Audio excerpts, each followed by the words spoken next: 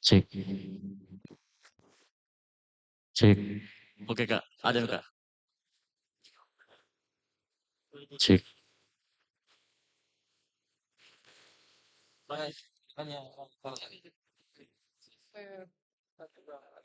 Harus dikasih kredit tadi. Kamu dulu. Cek. Cek satu dulu.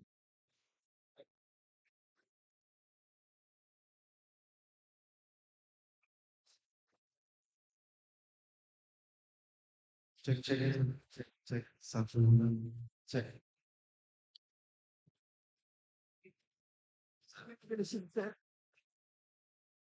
Baik, assalamualaikum warahmatullahi wabarakatuh. Om Swastiastu, Namo Buddhaya. Salam kebajikan, selamat siang dan salam sejahtera untuk kita yang akan hormati para tamu undangan serta teman-teman baca yang berwajib menulis sudah menyempatkan punya hadir di tempat yang sebentar bersama-sama. Juga kita melakukan talk show dan juga di akhir sekitar dan punya hubungan lomba di tiga kategori. Puji syukur kita adalah di karena atas rahmatnya kita dapat berkumpul dalam kegiatan talk show dengan tema remaja sehat masa depan kuat kenali HPV jaga mental lindungi masa depan. Untuk informasi kepada 10 tahun dalam kolaborasi antara aliansi jurnalis sebanyak di kota Makassar bersama dengan UNICEF wilayah Sulawesi dan Maluku dalam upaya untuk meningkatkan kesadaran remaja pentingnya kesehatan dan mental sejak dini. Lalu pula kita memberikan salam kepada siswa undangan yang telah hadir pada ini saya siapa kalau kita sudah hadir dengan kita di ketua dan terima kasih beserta pengurus selaku yang menginisiasi kegiatan. Terima kasih. Berikutnya juga ada ketua UNICEF Sulawesi yang sudah hadir bersama kita Pak Wijaya bersama dan juga yang sudah hadir di tengah kita ini narasumber dari juri pada lomba kampanye media digital dengan tema generasi berani imunisasi. Serta saya sama juga guru dan para siswa SMA yang mewakili organisasi remaja baik dari Pramuka, OSIS, PNR dari masing-masing sekolah serta peserta lomba generasi berani imunisasi yang sempat hadir pada saya sapa pula kepada orang tua yang menyaksikan pada live atau juga secara streaming online melalui YouTube dan Zoom pada siang hari ini. Kita ucapkan terima kasih memberikan kesempatan ini pada baik lagi tanpa lama-lama kita berbahagia saya bacakan dulu kepada kita pada hari ini adalah sebagai utama kita sedang langsung.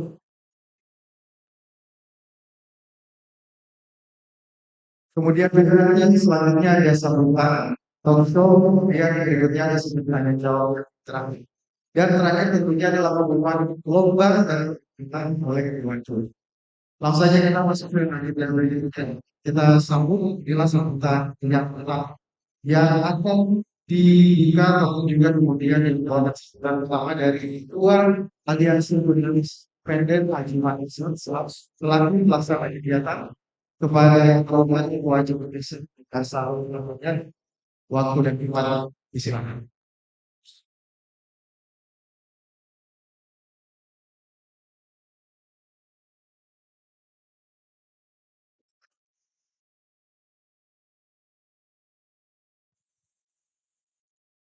Saya oke. Baik.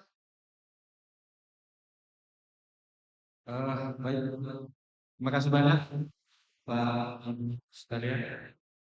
Izinkan saya kita bikin saya ada dua generasi jurnalis independen di Makassar.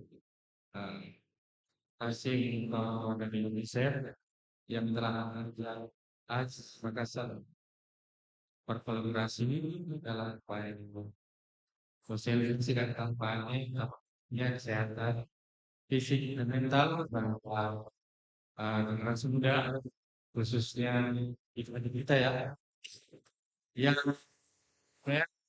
era banget sekarang ini peran begitu penting dan sangat fundamental apalagi tingkat terpapar informasi yang bias kesehatan di tengah begitu brutalitas informasi yang beredar dan sekalian khususnya di media sosial ada jurnalis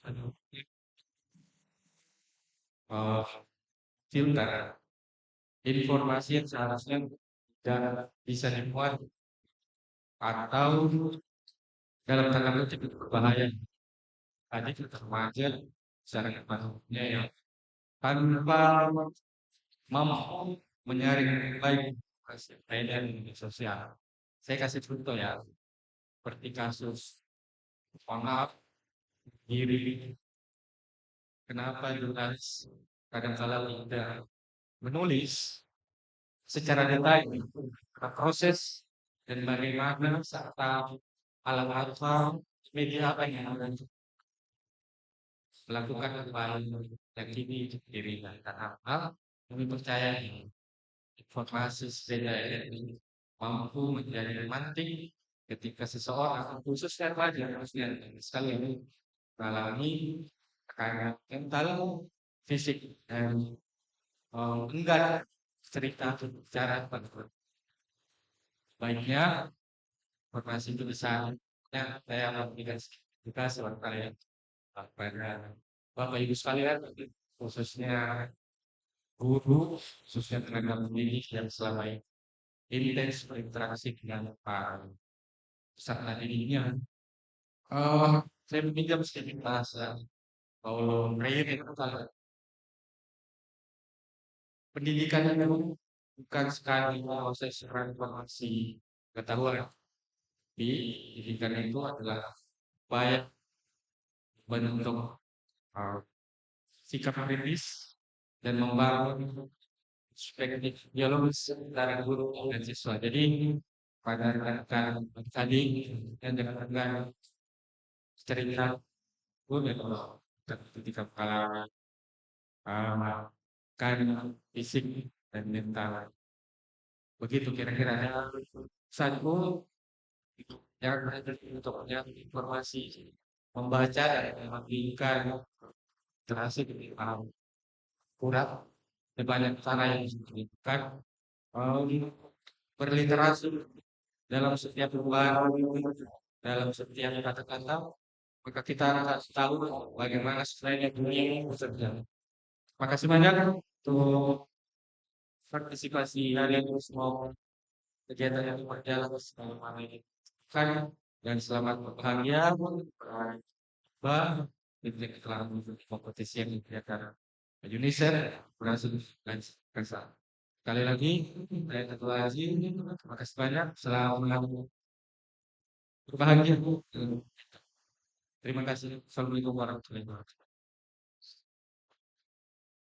Selamat berbahagia teman ketua yang sudah disebutkan yang datang sudah bersiap ya sama-sama kita terjadi yang tersebut dari narasumber kita ya foto-fotonya sudah ada di depan.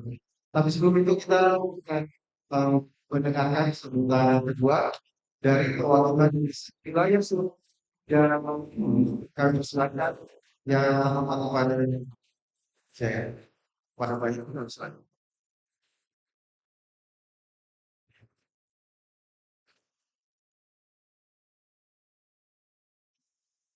Assalamualaikum warahmatullahi wabarakatuh. Selamat siang.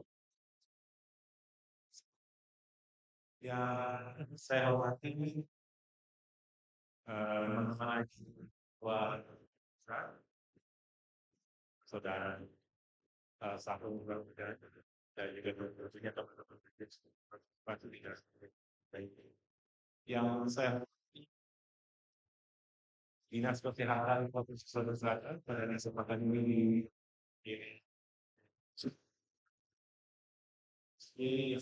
juga dikenalkan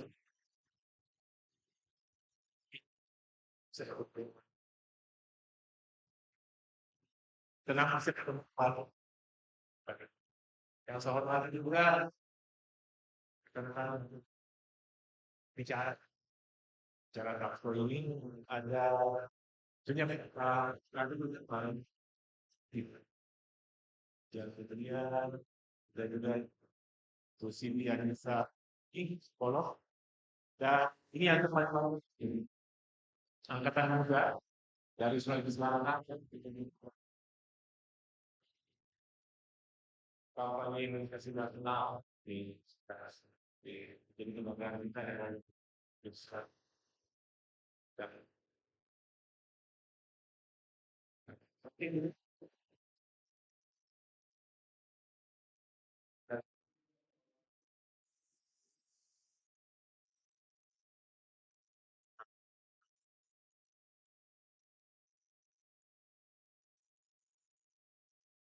jika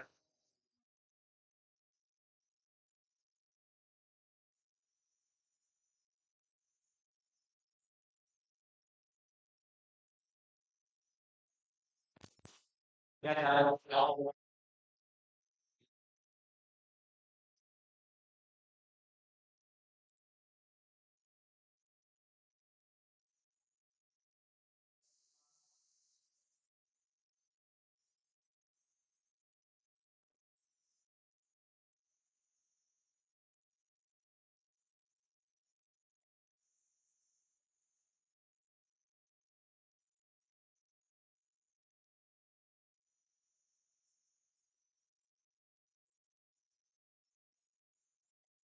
kelas 5, kelas 6, dan terus digulirkan. Kenapa sampai vaksin HPV ini menjadi penting? Kalau adik-adik tahu, Bapak Ibu tahu bahwa penyakit pembunuh nomor 2 terbesar di Indonesia saat ini, selain kanker payudara adalah kanker serviks. Ya. Tadi saya masih review lagi data yang terakhir, setiap tahun di Indonesia itu ada 34.000 kasus kanker serviks baru. Dan setiap tahun ada 21.000 kematian karena kanker serviks ya. Dan 70% dari kasus-kasus baru itu dari kasus-kasus baru itu cuma 70% yang terdiagnosis dan itu pun terdiagnosis pada level yang sudah stadium lanjut. Makanya kasusnya sangat besar.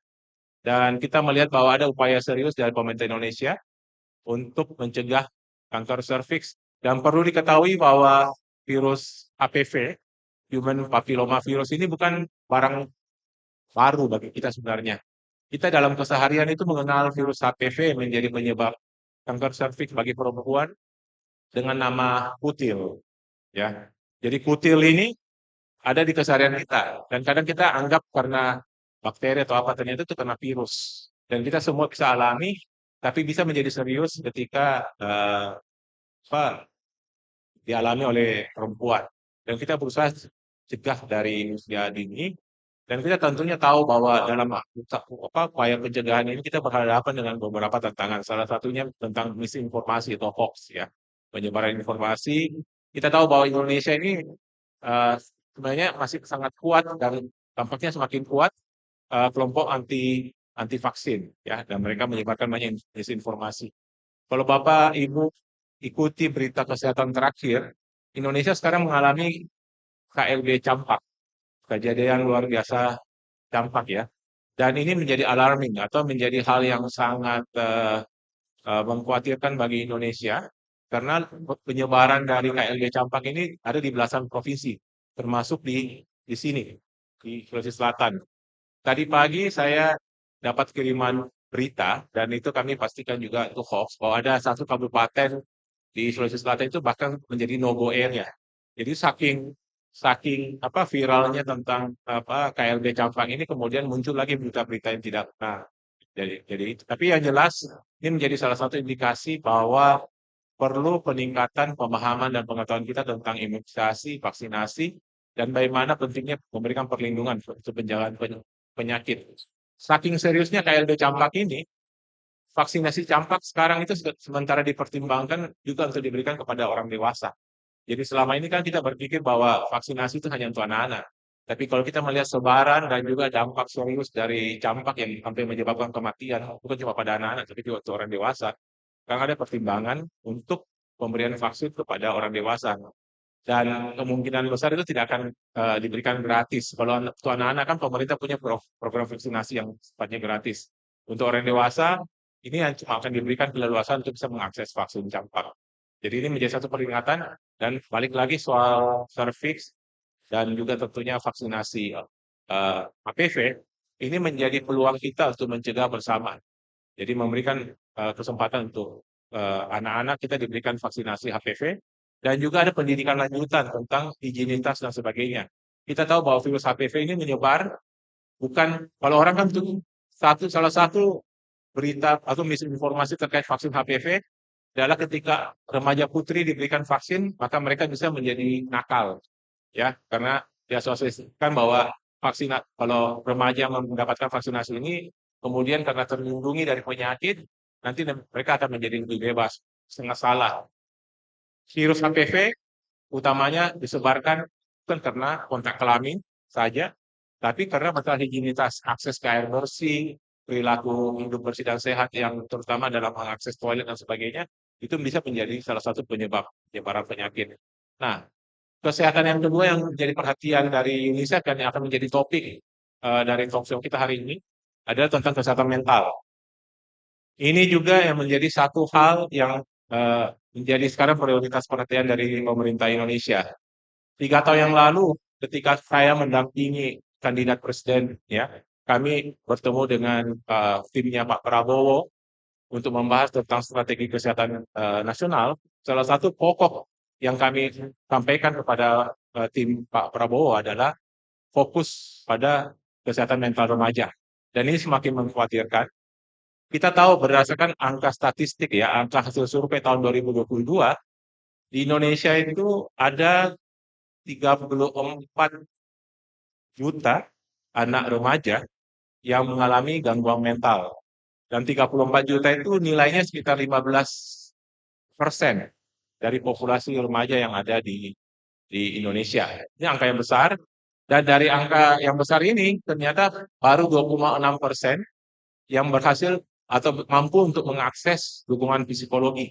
Yang lainnya enggak. Makanya kalau kita lihat misalnya tingkat depresi atau laporan-laporan kasus mental di media yang terkait dengan remaja ini semakin meningkat. Beberapa hari yang lalu juga saya mendapat laporan ada satu kasus ya di salah satu sekolah di Makassar upaya bunuh diri. Ya. Dan ini jadi satu alarming bagi kami juga pentingnya untuk intervensi khusus terhadap kesehatan mental. Dari UNICEF dalam beberapa tahun terakhir kami juga menyampaikan tentang ancaman besar terhadap kesehatan mental remaja yang dikaitkan dengan dunia digital. Kita tahu sudah sekitar hampir 100% sebenarnya remaja di Indonesia ini sudah terpapar oleh dunia digital. Dan kita punya akses ke internet ya, masing-masing punya smartphone. Dan ternyata akses ke dunia digital yang sangat luas itu membawa resiko kesehatan mental bagi kita. Kita jadi terpapar banyak informasi, ya, misinformasi, dan juga karena kemampuan kita untuk mencerna informasi-informasi yang ada, kita menjadi gampang stres atau depresi gara-gara terpapar informasi itu. Kita juga mengetahui bahwa dunia digital kemudian menjadi medan baru untuk hal-hal negatif yang bisa terjadi pada anak maupun dewasa. Khusus untuk anak, UNICEF sekarang punya program online child sexual abuse and exploitation and abuse prevention, pencegahan abuse, eksploitasi, kekerasan seksual di ranah digital. Dan ini menjadi satu hal yang sangat penting bagi UNICEF karena ternyata dunia digital sekarang menjadi lahan bagi banyak predator seksual yang kemudian menargetkan anak-anak. Dan kita juga perlu tahu bahwa terkait dengan pornografi, anak-anak kita sekarang bukan cuma konsumen, mereka juga menjadi pelaku. Dan kita harus lihat juga satu kenyataan bahwa ada kesenjangan tentang digital skill yang dimiliki oleh anak-anak dan orang tua. Ya, orang tua itu taunya karena kayak generasi saya ini di generasi peralihan ya. yang terpapar dengan digital itu baru di awal 2000. Setengah dari umur saya habiskan secara analog. Dan bagi saya untuk memahami dunia digital itu masih sangat-sangat basic. Dan saya perlu untuk mengupgrade. Dan tidak banyak orang tua punya kesempatan untuk mengupgrade skill mereka, pengetahuan mereka tentang dunia digital. Oleh karena itu ada lag. Dan apa yang terpapar oleh anak-anak itu belum tentu orang tua tahu. Ya, jadi misalnya yang terakhir ini yang per bulan lalu Kemenkominfo memberlakukan pembatasan usia bagi anak-anak di dalam mengakses medsos.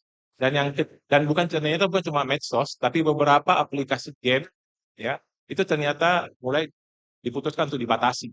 Kenapa?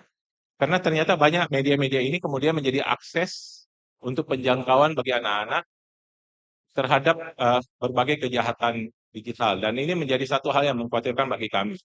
Dan dari UNICEF juga kami juga melihat bahwa ada risiko-risiko yang perlu dicerna oleh pihak-pihak lain yang terkait dengan anak-anak. Salah satunya guru, ya. Saya punya 2 anak, satu usia 20, satu usia 14, ya. Dan dari mereka saya juga belajar bahwa ternyata sekolah masih harus banyak melakukan peningkatan untuk memberikan dukungan perlindungan kepada anak-anak. Tidak semua sekolah dan tidak semua guru yang memiliki pemahaman digital yang bagus.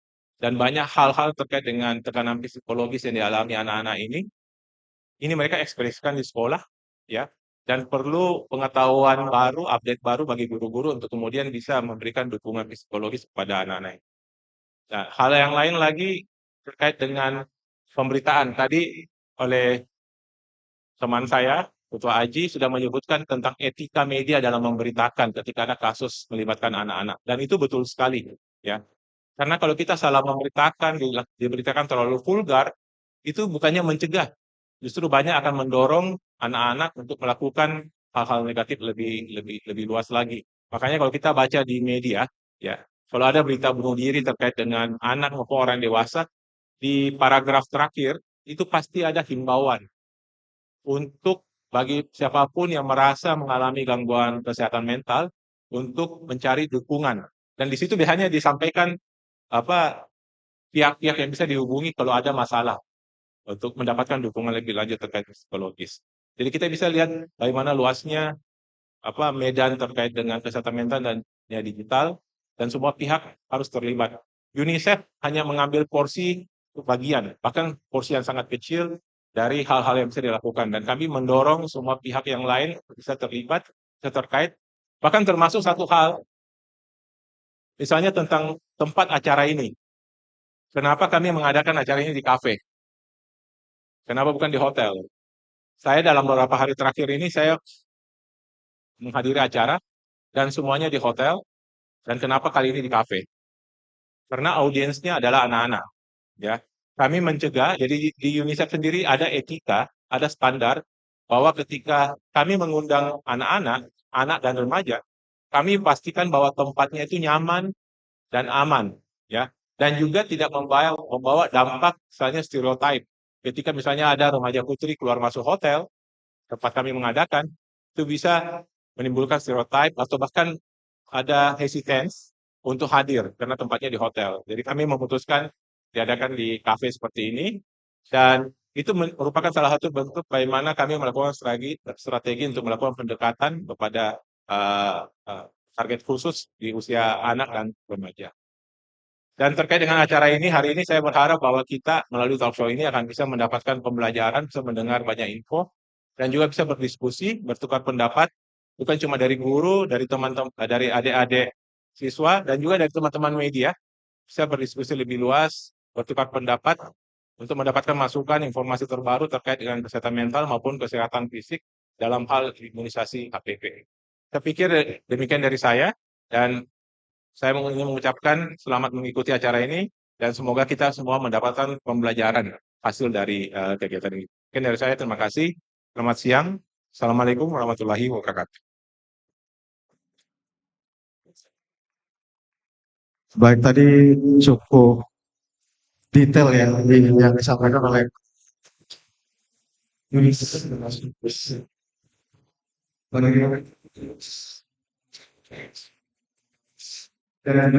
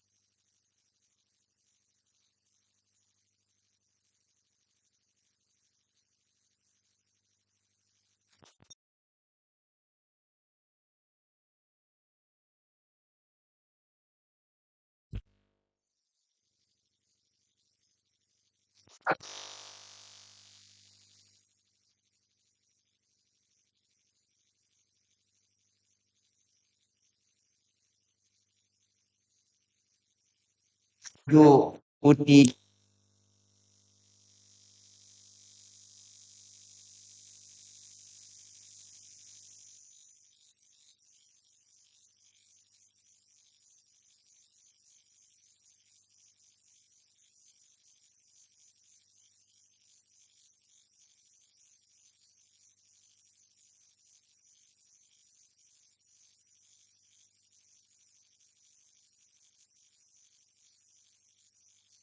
Aja akan haknya secara paripurna. Bagaimana mau berpikir, mendapatkan semua kecerdasan, mendapatkan semua substansi kehidupan yang sekian, ya. Oleh karena itu, kita hadirkan teman-teman adik-adik sekalian di sini melalui UNICEF dan Haji. Saya perwakilan pemerintah melalui Dinas Kesehatan mengapresiasi dan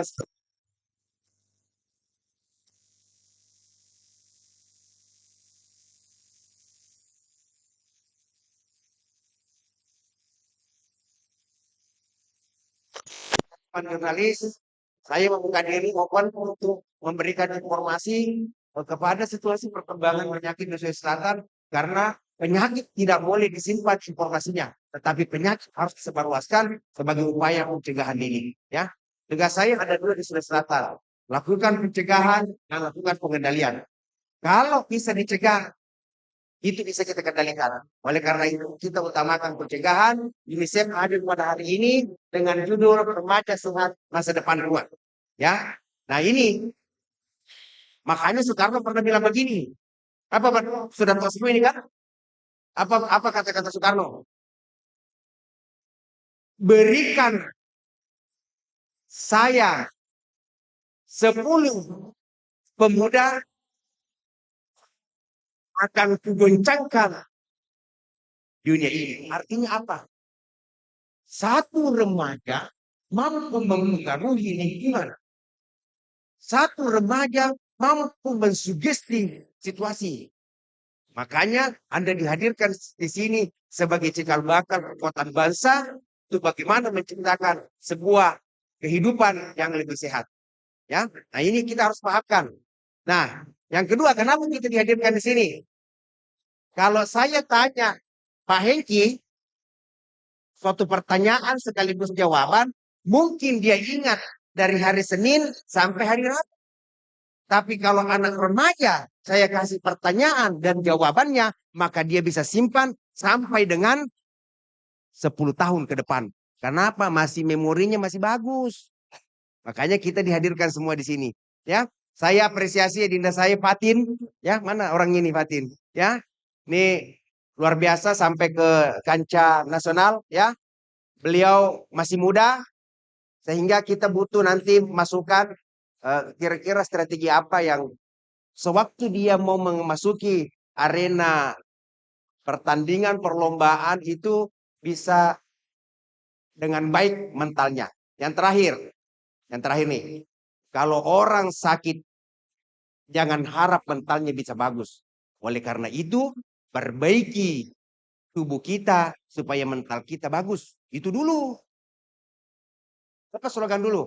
Di dalam tubuh yang sehat terdapat jiwa yang kuat. Sekarang di dalam jiwa yang sehat terdapat tubuh yang kuat. Tidak bisa berpikir kalau otaknya rusak. Tidak bisa berpikir kalau pergaulannya jelek. Itu mental. Kalau adik-adik saya ada suka paku bombe, berarti ada mentalnya yang rusak, ada jiwanya yang rusak. Kalau adik-adik saya ada yang suka membuli temannya, berarti yang membuli adalah terjadi gangguan mental. Ingat ini ya. Nah itu. Nanti ada Ibu Siti lah. Karena kabur nih Ibu Siti Anissa ya. Yang akan menjelaskan terkait psikologinya ya. Dampak mentalnya itu ya. Tapi sebentar Ji. Sebentar Ji, ini tidak lama. Nah, inilah saya apresiasi terutama teman-teman guru ya. Terima kasih. Tanpa sumbangsi para guru kami juga tidak bisa apa-apa. Oleh karena itu kami Dinas Kesehatan Provinsi juga tidak berhenti sampai di sini. Ini ada kepala seksi saya bawa juga sekaligus mewakili saya nanti untuk jadi tim juri karena dia adalah pelaku utama secara teknis. Ya. Nah, kenapa? Beliau sudah membuat proses penganggaran hampir beberapa kegiatan kami di provinsi itu masuknya ke SMA pesantren. Ya, ini seperti yang dilakukan oleh teman-teman UNICEF dan AJI. Ya, sehingga tahun ini kita akan bergerak nanti ke tingkat SMA, bagaimana memahamkan tentang HIV, bagaimana memahamkan tentang TBC, bagaimana memahamkan tentang imunisasi. Ya, ini karena pola-pola ini yang harus kita gunakan. Ya, sebelum saya tutup, karena muka-mukanya saya lihat ini penuh dengan semangat, saya mau semakin kasih semangat nih. Kalau saya bilang remaja sehat, semua yang merasa dirinya remaja, ya kalau sudah tidak masuk kategori remaja boleh diam, ya. Semua yang kalau saya bilang remaja sehat, maka yang kategori remaja mengatakan masa depan. Oke, kita mulai ya. Remaja sehat. Yuk. Pokoknya semua mau remaja. Saya ulangi, remaja sehat. Oke, mudah-mudahan slogan ini menjadi judul sekaligus menjadi slogan. Jadikan slogan ini, jadikan judul ini di slogan, jadikan judul ini sebagai slogan di sekolah adik-adikku sekalian. Ya, bahkan hari ini yang punya handphone bikin status. Ya, bikin status. Apa statusnya? Remaja sehat. Nanti kalau pulang ditanya, apa maksudnya itu? Jelaskan lagi. Nah bilang Pak Hengki begini. Nah bilang Dr. Fitri dari segi agama begini. Oke ya? Nah itu maksud output kegiatan ini. Saya tidak bisa berlama-lama karena saya masih ada kegiatan berikutnya dan masih ada lanjutannya. Sekali lagi, UNICEF, Pak Hengki, Kak Badwi, Pak Sahrul dari Aji, bersama dengan teman sahabat saya dari Aji, para anak-anakku semua, para guru, thank you semuanya. Ya, tetap semangat. Mari kita meraih masa depan dengan mengedepankan kesehatan dan pendidikan sebagai dasar hidup kita. Sekian, Assalamualaikum warahmatullahi wabarakatuh. Terima kasih kepada Kepala Bidang P2P Dinas Kesehatan Provinsi Sulawesi Selatan. Tadi sudah dikasih slogan, saya mau cek lagi slogannya. Sempat mereka semangatnya hanya Pak sama Pak Kabit saja ya kan? Oke, saya cek lagi slogannya. Remaja sehat. Oke, baik kita langsung saja kita tanpa berlama-lama, saudara kita akan masuk di sesi talk show pada siang hari ini. Dan kepada narasumber yang sudah hadir, untuk saya sebutkan namanya terus kemudian maju ke depan. Baik, untuk yang pertama kepada Kepala Bidang P2P Dinas Kesehatan Provinsi Sulawesi Selatan, Pak Muhammad Yusri Yunus, SKM MKes. Silakan Pak. Baik, untuk narasumber kita yang berikutnya kepada Ibu Siti Anissa M. Harusi, MPSI, Psikolog Klinis dan Forensik dari Biro Daya Potensia Indonesia. Untuk naik ke depan, Bu, silakan. Baik, selanjutnya kepada Ibu Dr. Haja Fitria Zainuddin MKes dari Komisi Pemberdayaan Perempuan, Remaja dan Keluarga MUI Provinsi Sulawesi Selatan. Silakan Bu, naik ke depan.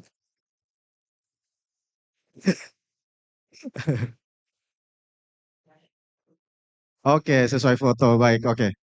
Oke, sudah sesuai foto semua. Oke, berikutnya kepada adik kita, Saudari Fatin Salsabila Putri Yuki, yang merupakan pemenang media kampanye tingkat nasional. Ya, silakan. Oke, tanpa berlama-lama, keempat narasumber kita sudah berada di atas panggung dan saya undang juga pada siang hari ini yang akan memandu jalannya talk show kepada moderator kita, Kak Rubianti Sudikyo, atau biasa kita sapa Kak Ruby. Kak Ruby, silakan. Baik, moderator, selanjutnya saya serahkan acara talk show untuk kemudian dipandu.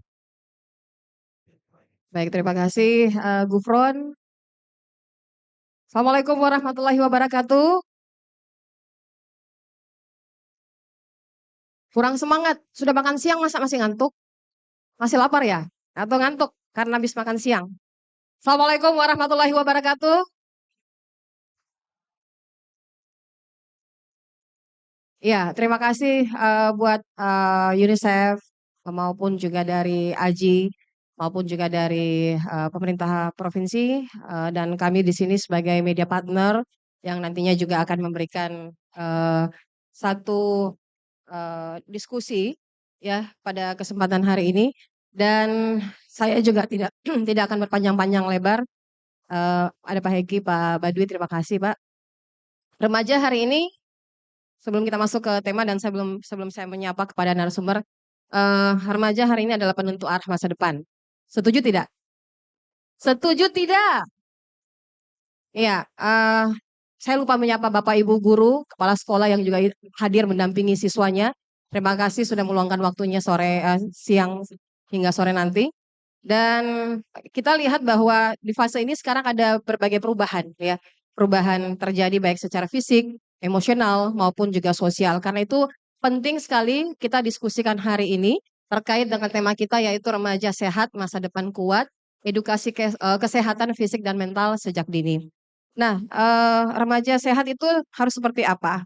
Dan mentalnya harus seperti apa? Karena kesadaran adalah akan kesehatan fisik termasuk mengenal juga apa itu HPVF ya. Nantinya kita akan bahas ini. Baik, untuk mempersingkat waktu dan setiap narasumber saya akan kasih waktu 15 menit. Lewat dari 15 menit kita kasih cut ya. Karena waktu kita juga sangat terbatas. Baik, saya langsung ke Pak Yusri selaku Kepala Bidang P2P Dinas Kesehatan Sulsel Muhammad Yusri Yunus. Pak, mungkin bisa diceritakan sedikit nih Pak soal apa sih sebenarnya itu APV dan seperti apa proses pencegahannya nih Pak? Penularannya mungkin dulu terlebih dahulu. Ya, silakan Pak.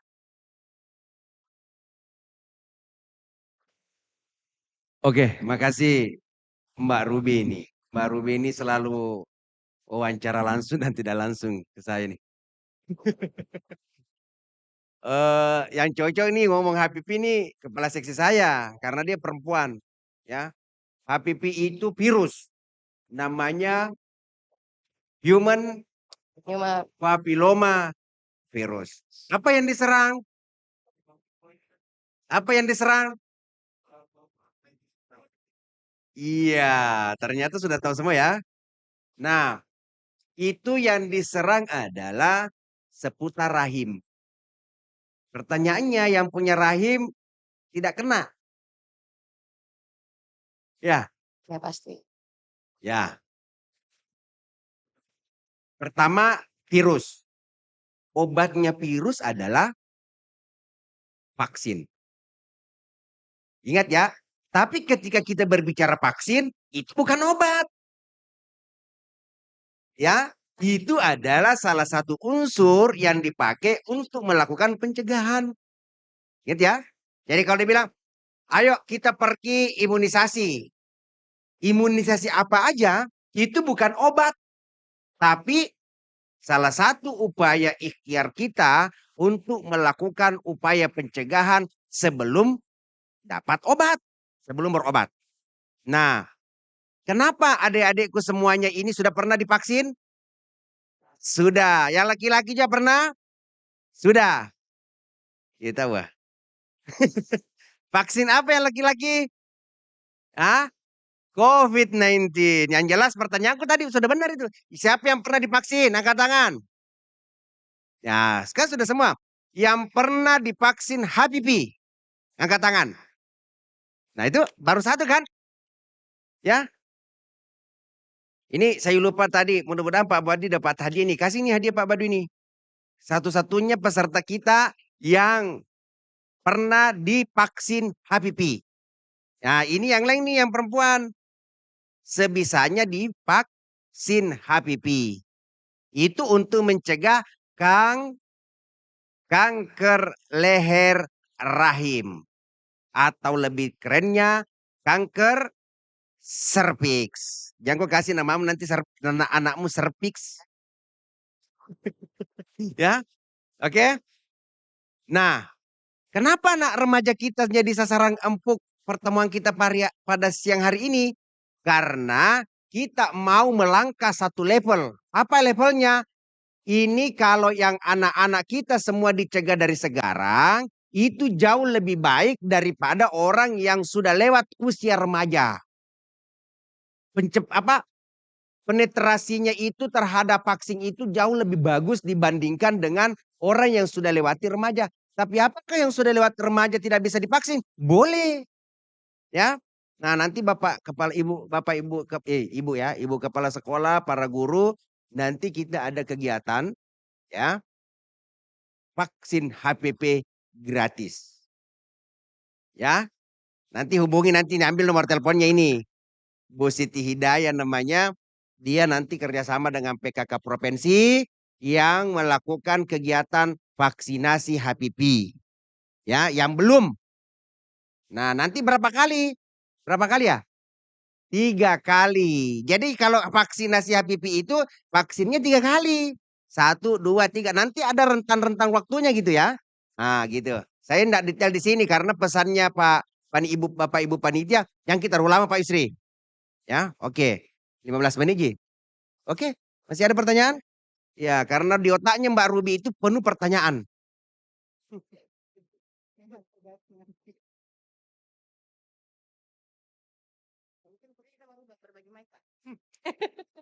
Iya Pak, kalau mungkin bisa tahu nih seberapa sebenarnya sih resiko dari kanker serviks di Indonesia Pak? Pak?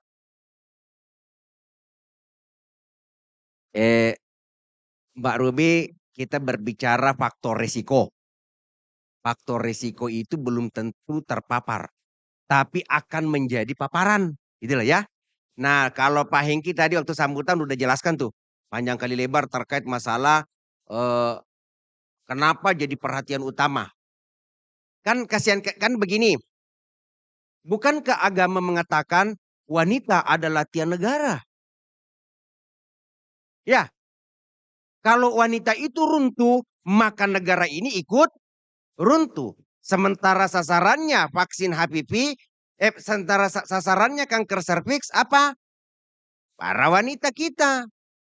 Ya, bukankah wanita menjadi sebuah cerminan harmonisasi rumah tangga? Jadi kalau rumah tangga mau harmonis, ya ibu-ibunya harus jaga barang-barangnya. Kan gitu ya. Nah, remaja ini cikal bakal kita. Nah, kaitannya faktor risiko terhadap itu tinggi. Kenapa? Adaptasi sosial dan perilaku sosial saat sekarang ini sudah hampir berbanding lurus. Kenapa?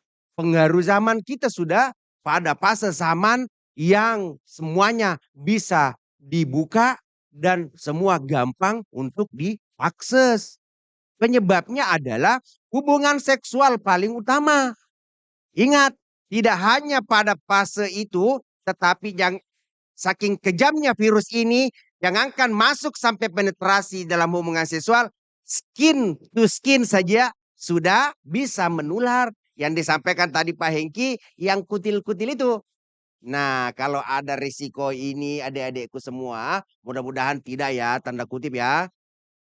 Bahwa lakukan segera konsultasi ke puskesmas. Salah satu mencegah faktor risiko itu, Provinsi Sulawesi Selatan dan 24 kabupaten kota sudah melakukan peningkatan sumber daya manusia untuk seluruh puskesmas. 476 puskesmas melakukan pelatihan IVA dan pemeriksaan serviks lainnya.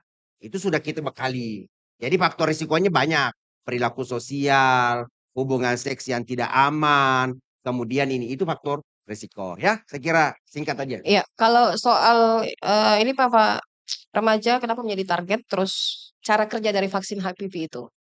Kenapa remaja dan kenapa proses cara kerja vaksin ini seperti apa itu, Pak?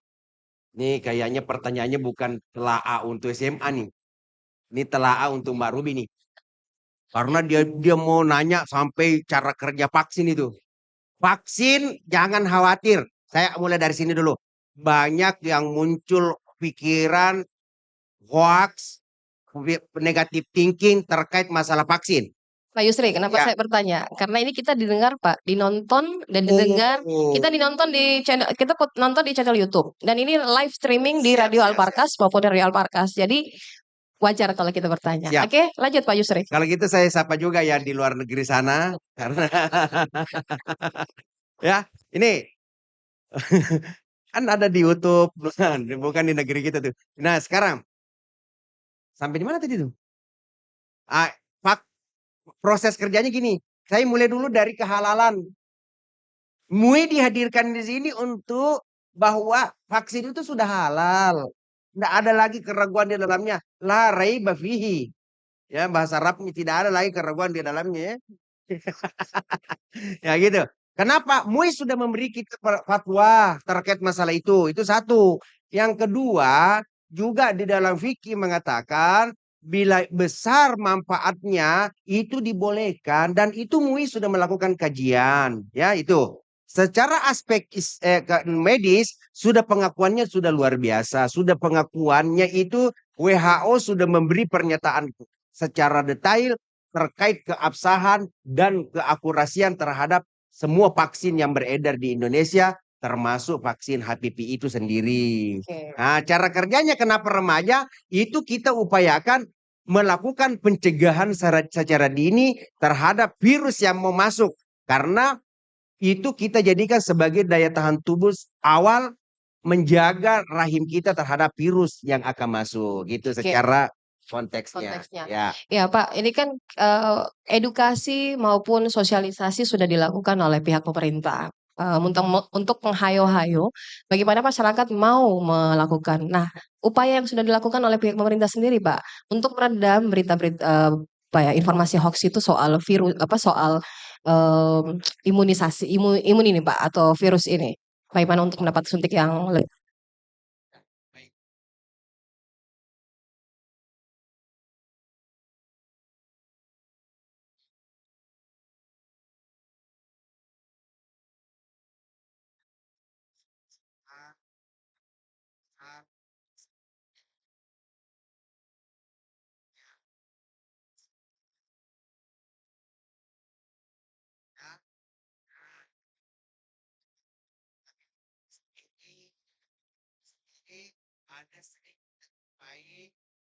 media yang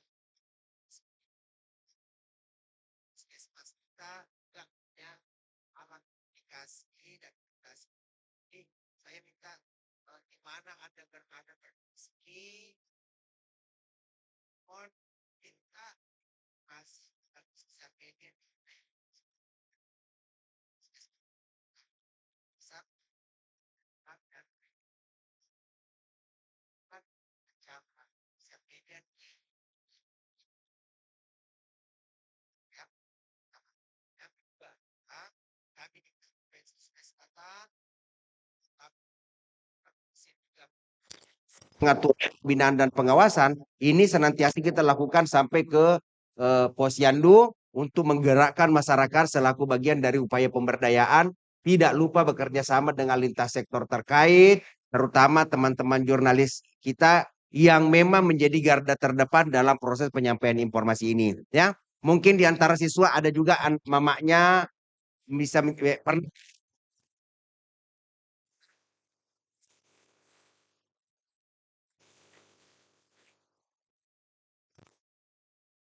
media, sarana, fasilitas untuk percepatan informasi terkait masalah kesehatan.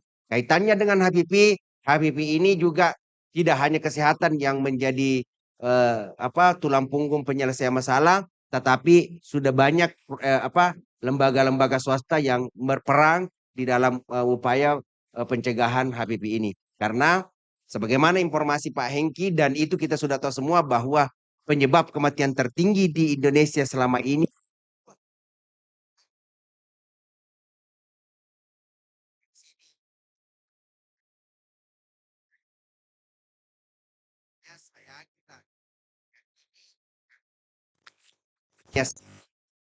makanya disebut sebagai bawa makanan bagi kita dan baik.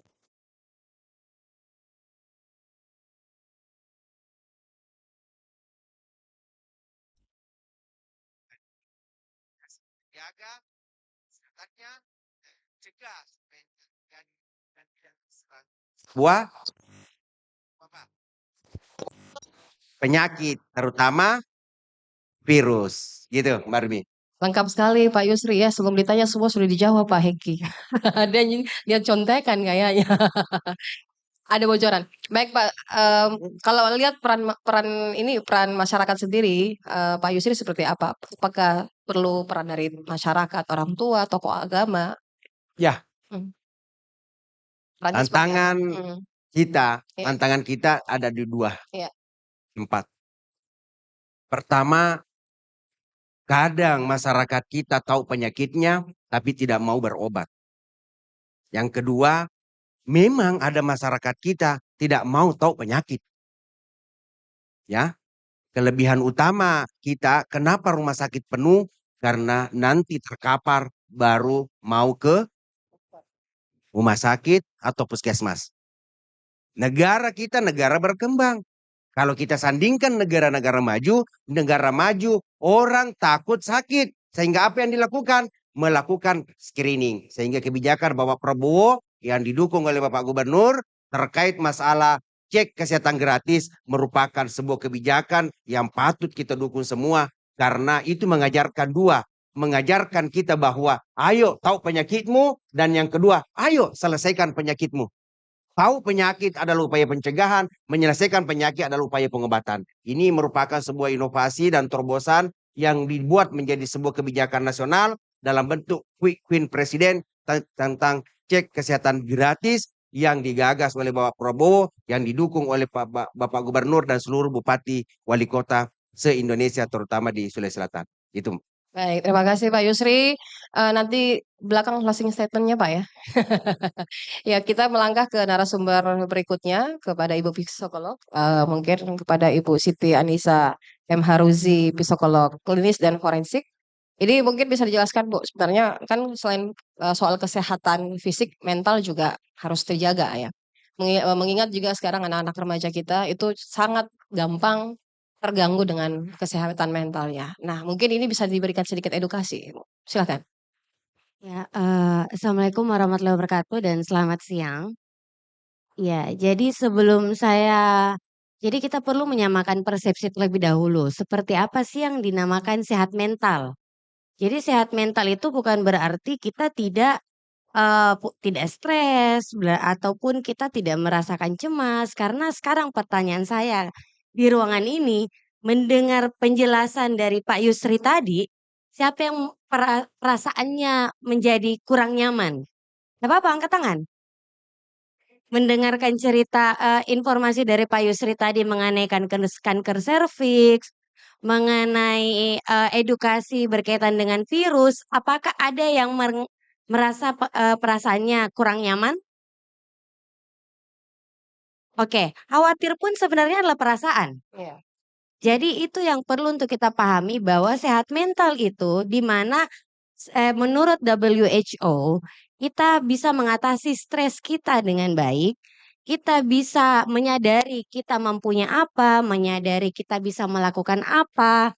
Lalu setelah itu kita juga bisa memberikan kontribusi kepada lingkungan dan dan terakhir itu adalah kita bisa berkembang menjadi sesuai dengan yang kita inginkan. Seperti itu.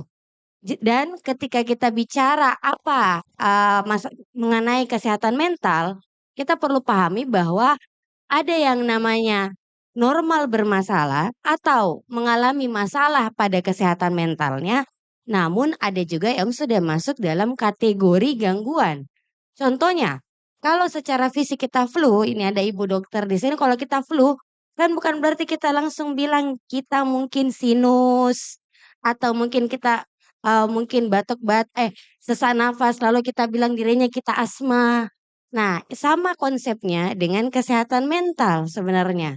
Jadi kalau saat ini mungkin seperti tadi Dek Fati bilang khawatir, ya siapa sih yang tidak khawatir? Sebagai manusia biasa mengalami perasaan yang negatif atau kurang nyaman itu sebenarnya adalah hal yang wajar. Seperti itu contohnya, saya pikir saya sudah telat. Jadi saya di jalan itu cemas. Ih, saya sudah telat, sudah mau jam 1 saya masih di jalan. Wajar, wajar saya mengalami cemas. Karena saya diminta untuk datang tepat waktu.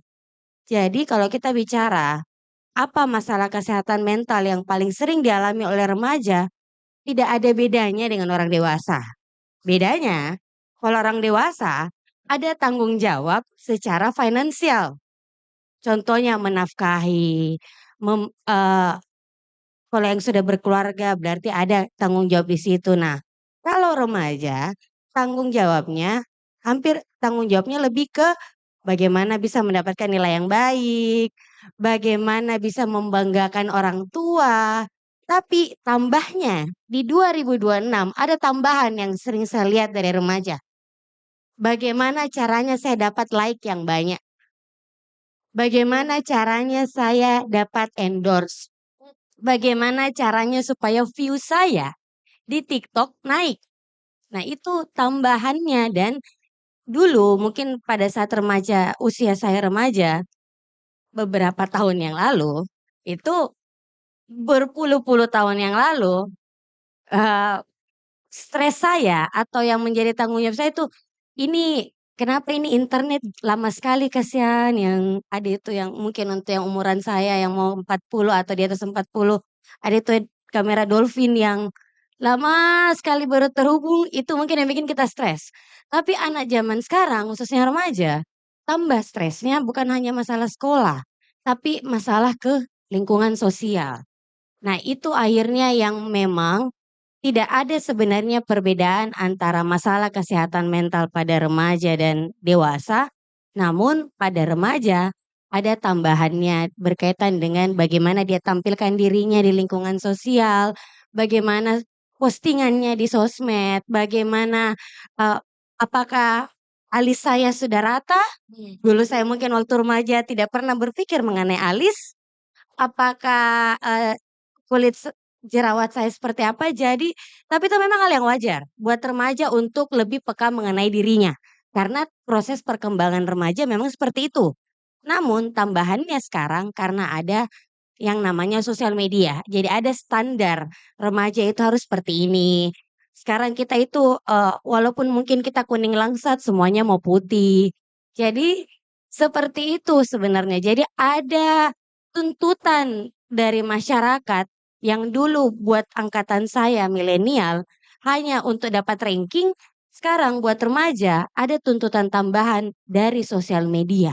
Itu mungkin Sosial itu. media menjadi salah satu cerminan ya, menjadi Ya, salah satu rujukan juga. iya, Ya seperti itu. kira-kira dampak yang bisa ditimbulkan ketika kesehatan mental itu tidak tertangani, terkhusus mungkin bukan kita kan ada lebih banyak remaja, itu seperti apa itu dampaknya yang bisa terjadi? Ya kan Iya, ini banyak kasus-kasus yang kita lihat sekarang ini kan remaja-remaja itu, sangat terbebani ya, mungkin dengan di sekolah, tuntutan orang tua, maupun juga tadi ditambah dengan media sosial. Nah, itu seperti apa dampaknya? iya. Jadi dulu mungkin kalau dibandingkan dengan kaum milenial, tuntutan sosial kami, ih itu ranking 1 tetangga sebelah. Atau, ih anak yang sana dapat ikut tawa pramuka dan juara. Tapi sekarang di tuntutan sosial lebih luas.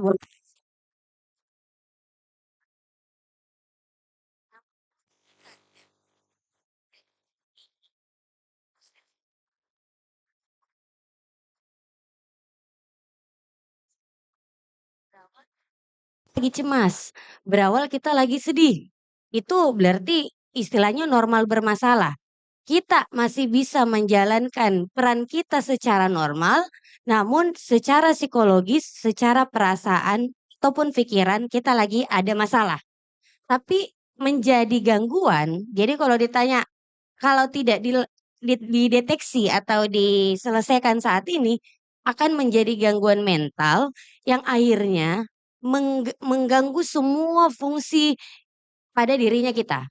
Fungsi peran kita sebagai siswa, peran kita sebagai anak, peran kita sebagai kakak ataupun adik, peran kita sebagai teman sebaya, peran kita di luar sana seperti apa, fungsi sosial kita dari kognitif kita jadi akan mengarah ke gangguan. Contohnya cemas, yang awalnya siapa sih yang tidak cemas? Kita manusia biasa sepertinya semua pasti akan cemas. Menjadi bermasalah ketika cemas itu membuat kita tidak bisa melakukan apapun. Contohnya karena kita cemas nanti terjadi sesuatu di jalan, kita akhirnya memilih untuk tidak keluar rumah. Itu bisa jadi mengembangkan beberapa gangguan mental. Contohnya gangguan kecemasan menyeluruh ataupun bisa berkembang menjadi dalam bentuk fobia. Namun kembali lagi, untuk mendeteksi ataupun penegakan diagnosa gangguan kejiwaan, itu tolong jangan diagnose by Google. Tolong jangan melakukan diagnosa lewat Google.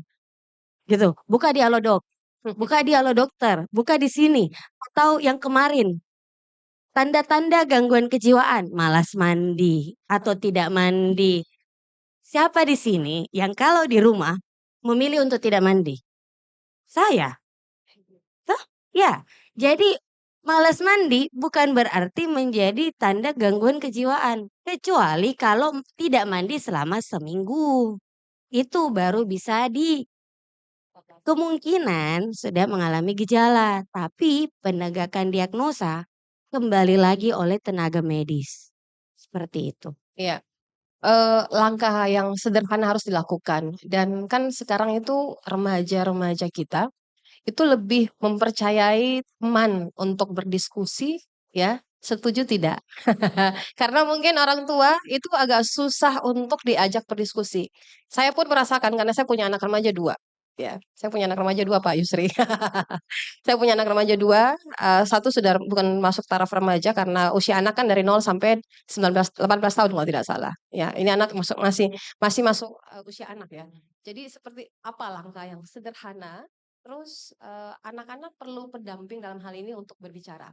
Perlu teman diskusi gitu. Apakah harus selevel atau harus di atas dari biar mereka itu bisa teredukasinya lebih bagus. Silakan. Iya, jadi kembali lagi sebenarnya kalau di ilmu psikologi itu kami sebenarnya di beberapa kampus itu mengembangkan program konseling teman sebaya. Jadi Bedanya kalau kita bercerita dengan teman yang belum secara profesional punya tekniknya, kita lagi cerita, kemungkinan pegang handphone dia ada. Kita lagi cerita, lalu sudah saya bilang, "Memang kenapa kau bikin begitu?" Nah, ada judgement, mungkin saja ada judgement.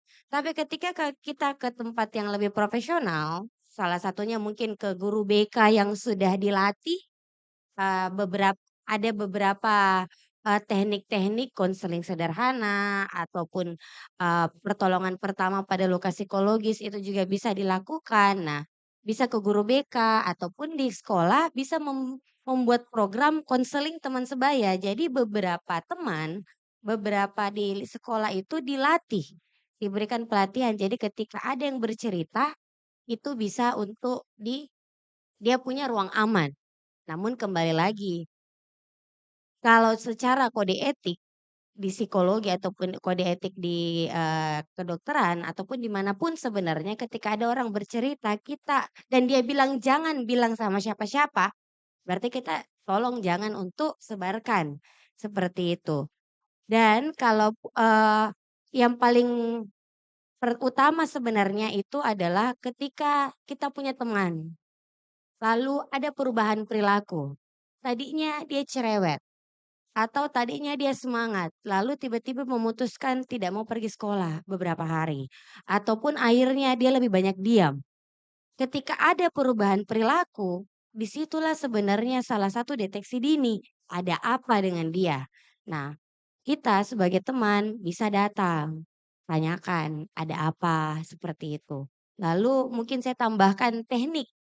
Jadi jangan kita bisa melakukan, self care dalam bentuk self check, mood check namanya, mood check. Jadi kita menilai hari ini stres kita ataupun suasana hati kita, itu kita identifikasi dulu. Saya sedang mengalami perasaan apa?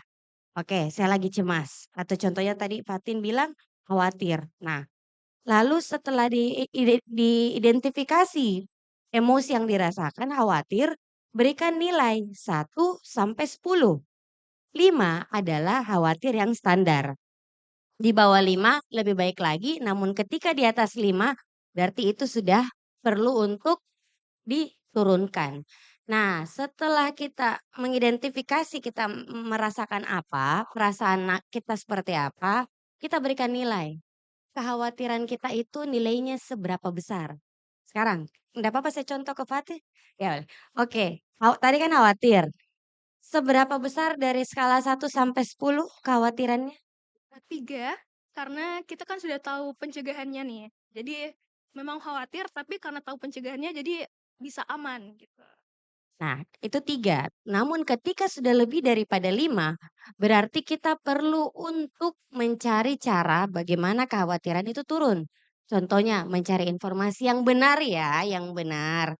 Jangan mencari informasi katanya. Saya rasa sekarang banyak sekali jurnal, banyak sekali. Bedanya dulu kita ini terbatas sekali mencari informasi, sekarang kalian itu punya banyak akses. Nah, lalu jangan tunggu 7, jangan tunggu 8, atau bahkan jangan tunggu 10 baru dikelola atau baru diturunkan kekhawatirannya. Tapi ketika kita sudah tahu dia sudah 6 ataupun 5, berarti kita harus langsung. Akan lebih baik kalau kita langsung menurunkan besarnya pengaruh dari perasaan negatif itu. Itu mungkin salah satu caranya, Kak. Seberapa besar peran orang tua ya dan lingkungan dalam hal untuk kesehatan mental remaja? Dan sebagai pertanyaan terakhir yaitu bagaimana untuk apa ya mengurangi stigma ya, stigma ini kan juga salah satu hal yang sangat apa ya membuat anak-anak remaja itu kayak down ya karena stigma yang mereka dapatkan. Bagaimana stigma itu bisa dikurangi gitu? Silakan. Iya, jadi, saya masih ingat ketika pertama kali memilih untuk jadi psikolog, melanjutkan ke profesi psikolog, saya ditanya oleh orang tua, "Untuk apa lanjut profesi psikolog? Dengar-dengar saja ceritanya orang, adakah itu orang mau datang cerita? Berarti kan kalau orang yang lagi stres atau banyak masalahnya berarti kurang sholat." Nah, itu sebenarnya adalah stigma yang sampai 2026 pun itu masih ada. Untuk apa atau seumpamanya untuk apa datang ke psikolog bayar-bayar baru kita cuma didengarkan tidak dikasih saran. Ibaratnya seperti ini. Mari kita coba saya coba jelaskan. Ke psikolog itu ibaratnya di dalam kepala kita itu ada benang rota, benang rota, ya, lagi benang kusut. Benang kusut. Kentara, Narawangang ya. Ya jadi benang kusut, lalu sudah itu, ketika berbicara dengan psikolog atau berbicara dengan tenaga profesional, harapannya adalah yang kusut tadi itu bisa coba-coba pelan-pelan bareng-bareng diatur benangnya. Ataupun kalaupun perasaannya lagi kurang baik atau kurang nyaman, butuh ruang untuk bercerita. Ya, tenaga profesional itu tidak akan menyebarkan begitu dan itu bisa eh, disampaikan, diceritakan selama 1 jam, bahkan tidak jarang klien datang ke biro psikologi kami itu hanya untuk bercerita. Dia tidak butuh masukan, dia hanya butuh untuk keluarkan. Karena apa hal negatif yang kita rasa, apa pikiran negatif yang kita rasa itu ibaratnya kayak sampah. Jadi ketika datang ke ruang konsul, sampah itu akan diidentifikasi. Yang mana yang sampah memang yang perlu untuk dibuang, dalam hal ini tidak usah diingat lagi, yang mana sampah yang bisa kita reuse, pengalaman yang sebenarnya bisa kita ambil, bisa kita gunakan untuk bertahan, untuk mengatasi masalah, dan mana sampah yang bisa kita recycle. Pengalaman yang dari pengalaman itu kita bisa belajar, mengambil hikmah atau mengambil pelajaran dari itu. Jadi stigma orang yang punya masalah kesehatan mental itu sama seperti orang yang lagi punya masalah pada kesehatan fisik. Ada itu di dalam jiwa yang sehat Ada tubuh yang kuat. ada tubuh yang kuat. Berarti kan kalau kita bicara jiwa, berarti kita bicara masalah mental. Jadi mental dan fisik itu bukan dua hal yang terpisah. Ketika saya berpraktek profesi dan pernah di rumah sakit jiwa, beberapa pasien di dalam itu secara fisik kuat sekali. Secara fisik masih segar bugar. Tapi karena mentalnya, karena proses berpikir ataupun perasaannya atau apapun itu yang membuat dia walaupun secara fisik dia kuat, dia tidak bisa melakukan apapun. Jadi stigmanya adalah masalah kesehatan mental itu sama pentingnya dengan masalah kesehatan fisik. Mengakui bahwa kita ini sedang tidak baik-baik saja, atau sedang khawatir, atau sedang stres, atau sedang cemas, itu bukan berarti kita lemah. Itu menunjukkan bahwa kita ini menyayangi dirinya kita. Karena satu hal, terkadang orang yang paling butuh perhatiannya kita adalah orang yang kita lihat setiap hari di depan cermin. Dan itu yang seringkali kita lupakan. Kita lebih memilih Diri sendiri ya. iya, lebih memilih orang di sekitar dan orang tua pun itu juga perlu pahami. Mungkin saya seusia sekarang, mungkin Kak Ruby, Pak Yusril, dokter, kita semua punya adalah pengalaman di masa lalu mungkin yang membuat kita pernah mengalami perasaan-perasaan yang kurang nyaman seperti itu. Nah, dari situlah sebenarnya orang tua bisa belajar bagaimana ketika akhirnya bentakan yang pernah saya alami di masa kecil membuat saya seperti ini itu tidak saya lakukan ke anak saya. Bagaimana ketika saya butuh untuk berbicara kepada orang tua, tapi orang tua tidak memberikan ruang itu, pengaruhnya ke saya itu yang bisa saya, oh ya berarti saya perlu untuk bagaimana memberikan ruang aman anak saya untuk berbicara. Karena terkadang yang dibutuhkan dari masalah kesehatan mental itu kadang ngomong. Ya, Let's ngobrol ya. talk.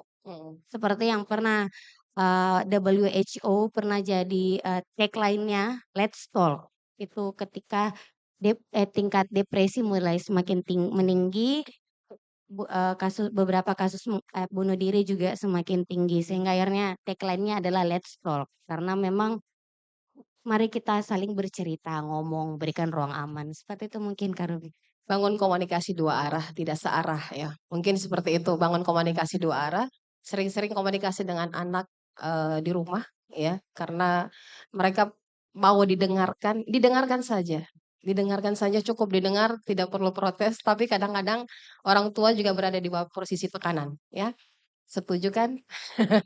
Baik, kita masih berada di diskusi kita dan sebelumnya saya ingin menyapa dulu sebelum saya menuju ke narasumber berikutnya, saya ingin menyapa untuk yang ikut melalui live Zoom maupun yang nonton kita di channel YouTube dan juga yang tengah mendengarkan kita di live streaming Radio Al Markas atau di 99,6 FM Radio Ras dan juga melalui di channel YouTube-nya Radio Official Al Markas ya. Kami tidak hanya di streaming tapi juga di YouTube maupun juga di secara digital, Pak Hengki, kita juga didengar orang. Baik, saya ke narasumber berikutnya ke Ibu Dr. Fitri. Tentu saja peran Majelis Ulama Indonesia juga cukup penting ini, Bu. Karena ketika Majelis Ulama ikut memberi peran dalam hal ini untuk memberikan edukasi terkait mulai dari kesehatan mental, termasuk juga bagaimana menghayo-hayo masyarakat untuk ayo nih ikut vaksin gitu. Kan MUI ini punya peran, Bu. Apalagi sekarang ini kan banyak penolakan. Betul nggak Pak Hengki? Cakupan imunisasi saja masih di bawah standar. Anjlok sampai camp pun masuk ya Pak ya. Masuk KLH untuk kita. Silakan Ibu Dokter, silakan.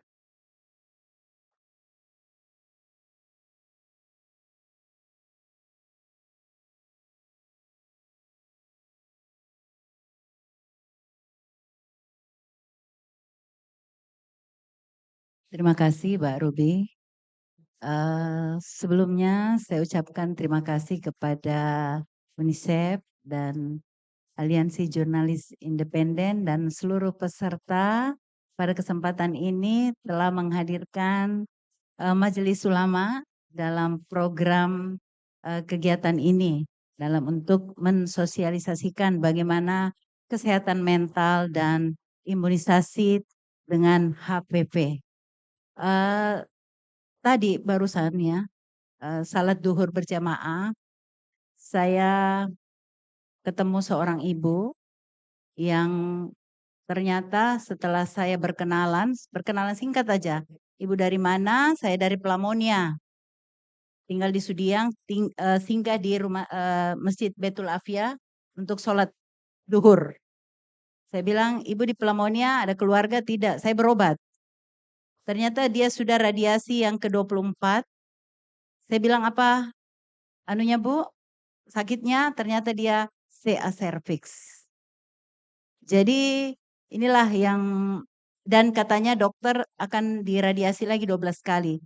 Dan saya mendoakan supaya mereka semangat karena tentunya kekhawatiran yang paling tinggi di antara kita semua itu adalah di saat kita mengetahui bahwa kita mendapatkan sakit seperti itu dan sakitnya itu memerlukan tindakan seperti ini. Dan itulah doa ya saya ajarkan dan memberi semangat kepada beliau. Dan Majelis Ulama dalam hal ini hadir untuk menjawab kekhawatiran-kekhawatiran daripada seluruh karena negara kita memang bukan negara agama, tetapi mayoritas 80% penduduknya itu adalah beragama Muslim. Jadi fatwa Majelis Ulama sangat dinantikan oleh setiap hal-hal yang istilahnya dalam agama itu mubah ya. Jadi hukum fikih dalam agama itu ada namanya haram, ada namanya makruh, ada namanya mubah, dan ada namanya halal. Jadi haram itu tidak boleh sama sekali, kalau makruh itu mendekati haram, kemudian mubah itu dibolehkan dengan sebagai upaya ikhtiar. Karena hal ini pencegahan jauh lebih baik daripada kalau kita sudah terkena. Jadi ikhtiar itu, dan memang Majelis Ulama sejak tahun 2016 sudah menanggapi dengan kondisi-kondisi yang memang sangat banyak sekali tantangan-tantangan dalam kita melakukan suatu upaya-upaya pencegahan dalam hal ini vaksinasi itu dengan fatwa Majelis Ulama Indonesia nomor 4 tahun 2016 itu sudah dikeluarkan dan memang virus vaksin HPV ini itu boomingnya itu memang sekitar tahun-tahun 10 tahun yang lalu. Ya, dan itu melihat antisipasi tingkat kejadian CA cervix. Bahkan di luar negeri itu perempuan-perempuan yang berpendidikan, salah satu alternatifnya setelah mengetahui ternyata ajaran Islam itu memang mengajarkan sesuatu yang banyak dilakukan, diikuti oleh seluruh umat walaupun dia sebenarnya non-muslim ajaran itu. Contoh salah satunya adalah di Amerika, di university di Amerika itu perempuan-perempuannya itu sekarang tidak mau lagi menikah dengan laki-laki yang belum disirkumsisi, belum disunat. Karena dari 10 penderita CA cervix, 7 diantaranya adalah pernah berhubungan dengan laki-laki yang belum disunat. Jadi sekarang ini sudah dimarakkan itu yang namanya sirkumsisi, disunat. Karena memang itu dalam ajaran agama itu kan memang sesuatu yang dianjurkan seperti itu. Jadi memang inilah kehadiran Majelis Ulama untuk menjawab kekhawatiran daripada umat kita. Seperti itu Mbak Ruby. Berarti Majelis Ulama sudah memberikan sedikit ketenangan ya, Iya. ketika Ibu Fitri di sini mewakili dan juga seluruh Majelis Ulama pun sudah memberikan rekomendasi bahwa itu diperbolehkan. Ada yang diperbolehkan, ada yang tidak. Tapi Iya. sudah ditegaskan Ibu ya. Nah, apa peran keluarga dalam membangun kesadaran kesehatan sejak dini Ibu? Ya, jadi peran keluarga memang sangat penting sekali dalam membangun suatu kesadaran kesehatan karena ada ungkapan mengenai as-sehatun tajun ala urusi as-sehat. Kesehatan itu adalah mahkota ya yang hanya dilihat oleh orang yang sakit, berada di atas kepala orang yang sehat. Jadi kenapa kesehatan itu bagaikan sesuatu nikmat yang terbesar, tetapi sudah diingatkan dalam salah satu hadis Rasulullah, nikmatani makbunun fihi makasiran minan nas as-sehatu al-faraj. Ada 2 nikmat yang terbesar yang banyak dilupakan oleh manusia, yakni kesehatan dan waktu luang. Karena memang Allah menciptakan tubuh kita ini betul-betul walaqad khalaqnal insana fi ahsani taqwim, sangat sempurna sekali. Jadi ada namanya sistem keseimbangan hemostasis, sistem antibodi alamiah yang Tuhan sudah ciptakan. Tetapi pada suatu keseimbangan ya, saat keseimbangan itu tidak terjadi, itulah terjadi suatu sakit. Maka peran keluarga di sini mulai dari contoh sangat sangat signifikan. Kesehatan itu berawal dari dapur seorang ibu. Ya, contoh misalnya ibu menyiapkan menu keluarga ya dengan tinggi kadar garam, tinggi kadar gula, sehingga anak-anak kita atau keluarga kita itu sudah terbiasa lidahnya, pengecapannya itu sudah merasakan suatu keasinan, gula ya. Sehingga kalau dia merasakan di tempat-tempat yang lain, dia sudah tidak merasa nyaman kalau tidak asin dan tidak manis. Inilah salah satu sumber daripada awal. Makanya istilahnya keturunan itu karena pola hidup, pola dalam keluarga.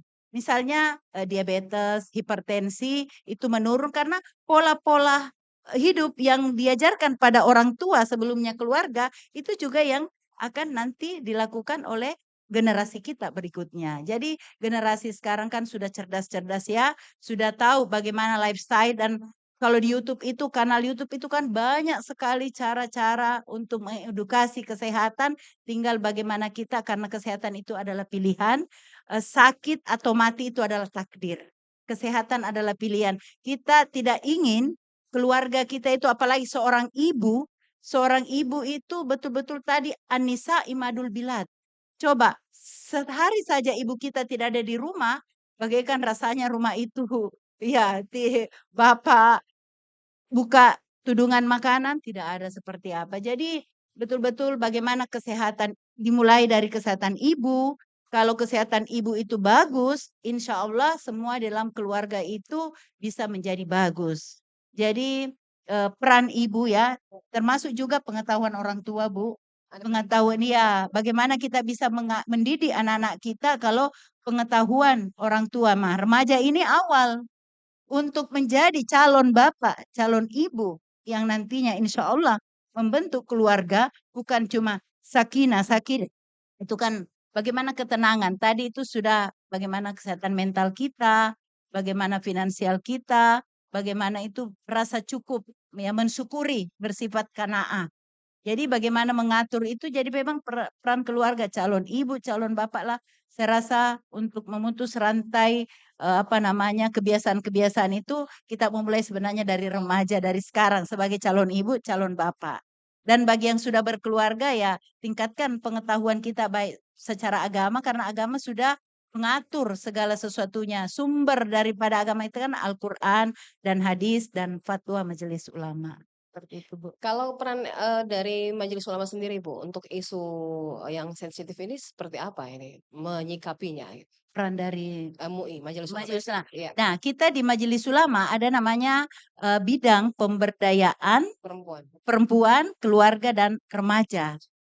Hal-hal inilah yang mengakomodir semua kondisi-kondisi yang terjadi di masyarakat kita, termasuk tadi itu kasus-kasus bunuh diri, kejadian mental, ada juga ibu buang anak buang ibu, ya, itu banyak terjadi dan di seputar kabupaten di Provinsi Sulawesi Selatan. Itu semua kita setiap ada kejadian langsung kita isu-isu itu langsung kita rapatkan.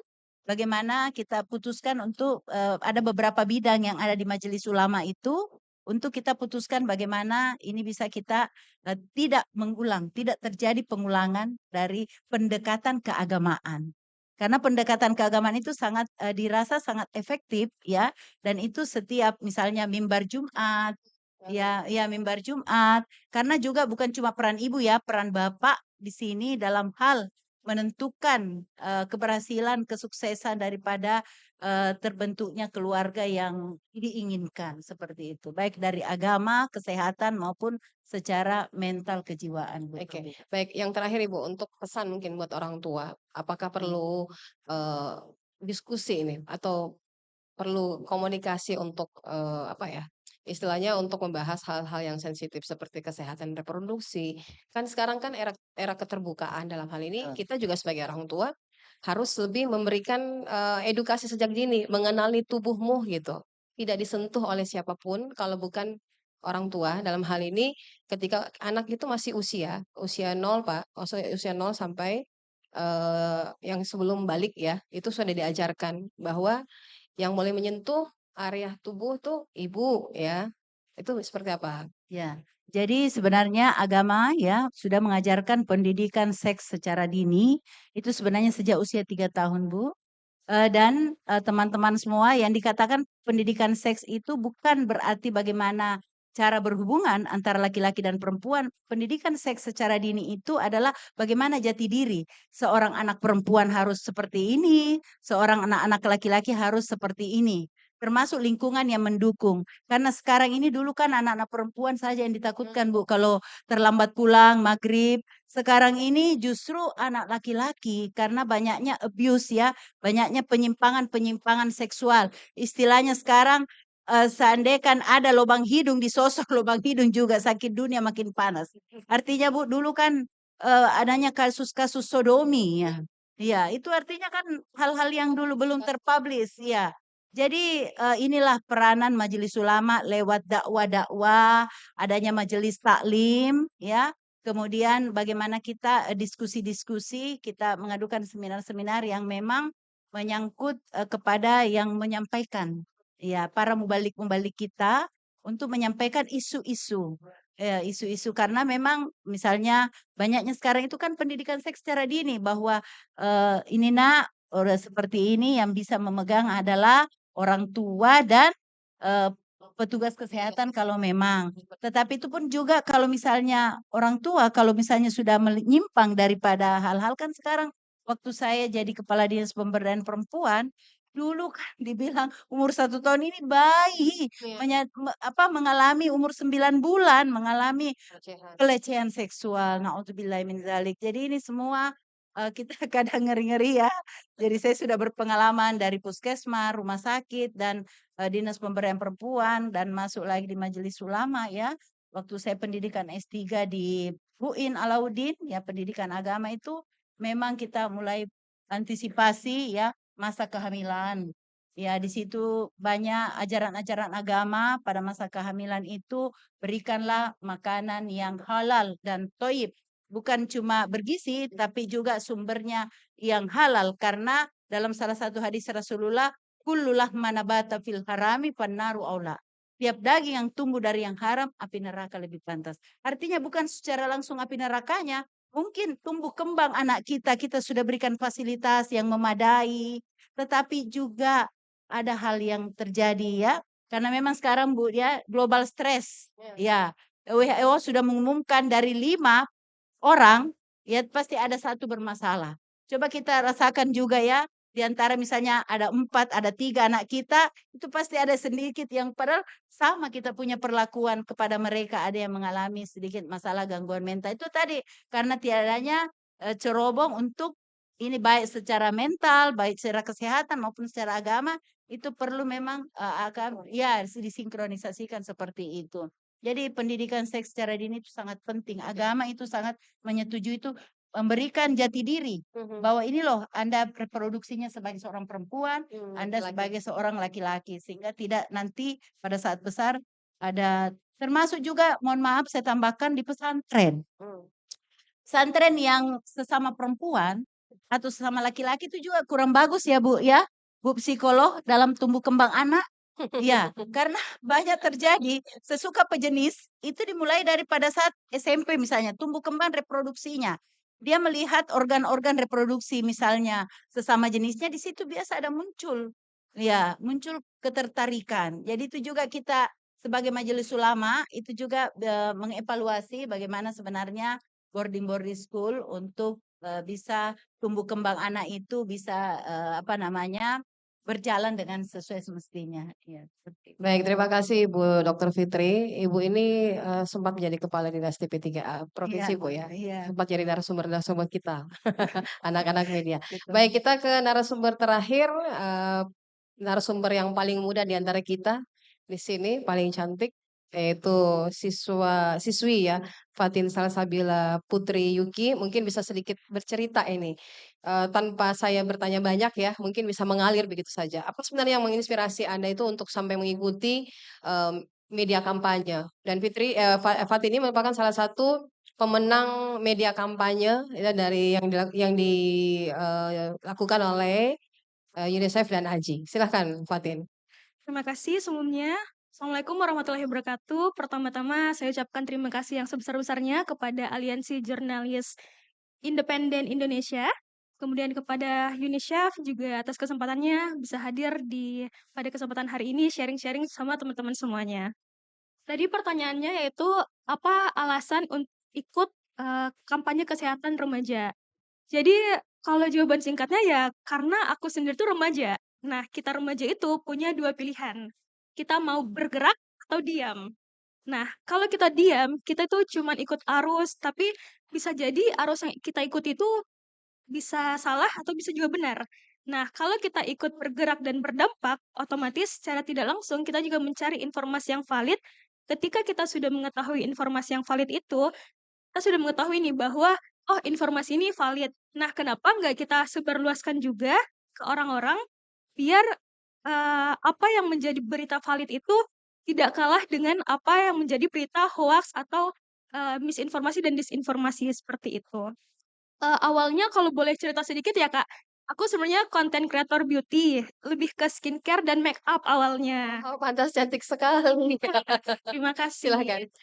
Iya awalnya seperti itu, tapi sepertinya Tuhan ini membukakan jalan. Aku sempat lihat di sosial media, UNICEF ya Kak, membuka kontes, campaign tentang konten kreator dengan temanya itu imunisasi. Nah aku sebenarnya iseng-iseng nih cari tahu tentang lombanya ini. Nah, lombanya itu tentang mengakses chatbot yaitu YouReport dari UNICEF untuk mengakses informasi kesehatan. Waktu itu adalah imunisasi HPV ya yang digaungkan. Nah, setelah aku lihat chatbotnya ternyata itu sangat menarik. Penyampaian informasinya itu adalah melalui seperti komik dan sesi tanya jawab. Jadi kita ini sebagai remaja kan suka tuh kalau kayak kuis-kuis kayak gitu. Nah, menurut aku itu harus disebarluaskan sehingga remaja-remaja ini bisa mendapatkan informasi yang valid dan juga dengan cara yang menyenangkan seperti itu. Jadi awalnya kayak gitu tuh Kak. Nah, berlanjut ternyata lolos ke Bandung. Ikut forum yang diselenggarakan oleh UNICEF, kita diberi pengarahan, dikasih ajar gimana caranya untuk em, menghasilkan konten yang berkualitas. Juga kami diajarkan terkait imunisasi itu sendiri biar informasi yang kami sebarkan itu tidak misinformasi gitu. Nah, kemudian pada saat di Bandung itu dibentuk lagi menjadi beberapa kelompok. Nah, ternyata alhamdulillah kelompok aku itu menang. Ya, kami menang mendapatkan dengan prestasi yaitu kelompok terbanyak menggait audiens untuk mengakses chatbot itu. Nah, kalau dipikirkan untuk mengakses chatbot, tapi niat kami dari kelompok kami itu sendiri tidak hanya sekedar mengakses chatbot, tapi bagaimana remaja itu bisa mendapatkan media informasi dengan fakta yang valid dan juga menarik begitu untuk dibaca seperti itu. Oke. Terus kira-kira ini pengalamannya pengalaman dan apa yang dirasakan ketika mengedukasi ini kan teman-teman seusia ya, seusia Fatin sendiri itu seperti apa itu? Apa yang dirasakan? Oke, jadi mungkin karena aku basic-nya sosial media ya. Jadi ya, bukan. Jadi aku kalau ditanya terkait teman sebaya, sebayaku berarti remaja dan dewasa awal ya, Kak, ya. Nah, itu justru insight kalau aku bikin konten, kalau kita lihat insight, itu justru usia 13 sampai 24 tahun yang lebih banyak menonton konten aku.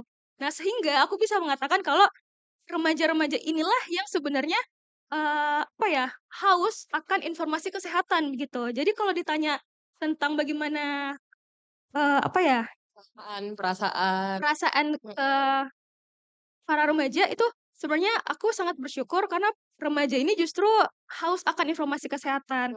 Nah, kemudian, eee, aku juga lebih suka kalau ada yang kritik gitu ya, kritik atau komen langsung sehingga aku bisa tahu nih, oh dia itu nonton konten aku sampai full, berarti informasi yang aku sampaikan itu tersampaikan dengan Tersampaikan jelas. dengan baik. Meskipun dia, kritik ya atau kayak tidak setuju begitu, setidaknya dia itu, mau mendengarkan, mau melihat konten aku dan pesannya tersampaikan daripada ada anak muda yang ketika konten kesehatan itu muncul, mereka langsung scroll aja deh, nggak penting, kayak gitu. Nah, jadi mending aku bersyukur sekali, aku selalu lihat insight, ternyata remaja-remaja ini cukup peduli tentang informasi kesehatan itu sendiri. Tantangan yang dirasakan Fatin sendiri seperti apa? Kalau tantangan ya, karena kita hidup di era teknologi digital seperti sekarang, tentu banyak sekali misinformasi dan disinformasi, hoaks-hoaks ya yang bertebaran, apalagi tentang imunisasi itu sendiri. Tadi ada tentang kehalalan, ada tentang banyak hal lah ya, pokoknya tentang imunisasi. Kemudian bagaimana kalau aku karena di sosial media, bagaimana aku tantangannya adalah mengemas konten yang mau dinonton oleh para audiens aku, yaitu remaja. Nah, itu tuh bisa kita dengan hook yang kayak 3 detik pertama, mungkin teman-teman di sini lebih paham lah ya.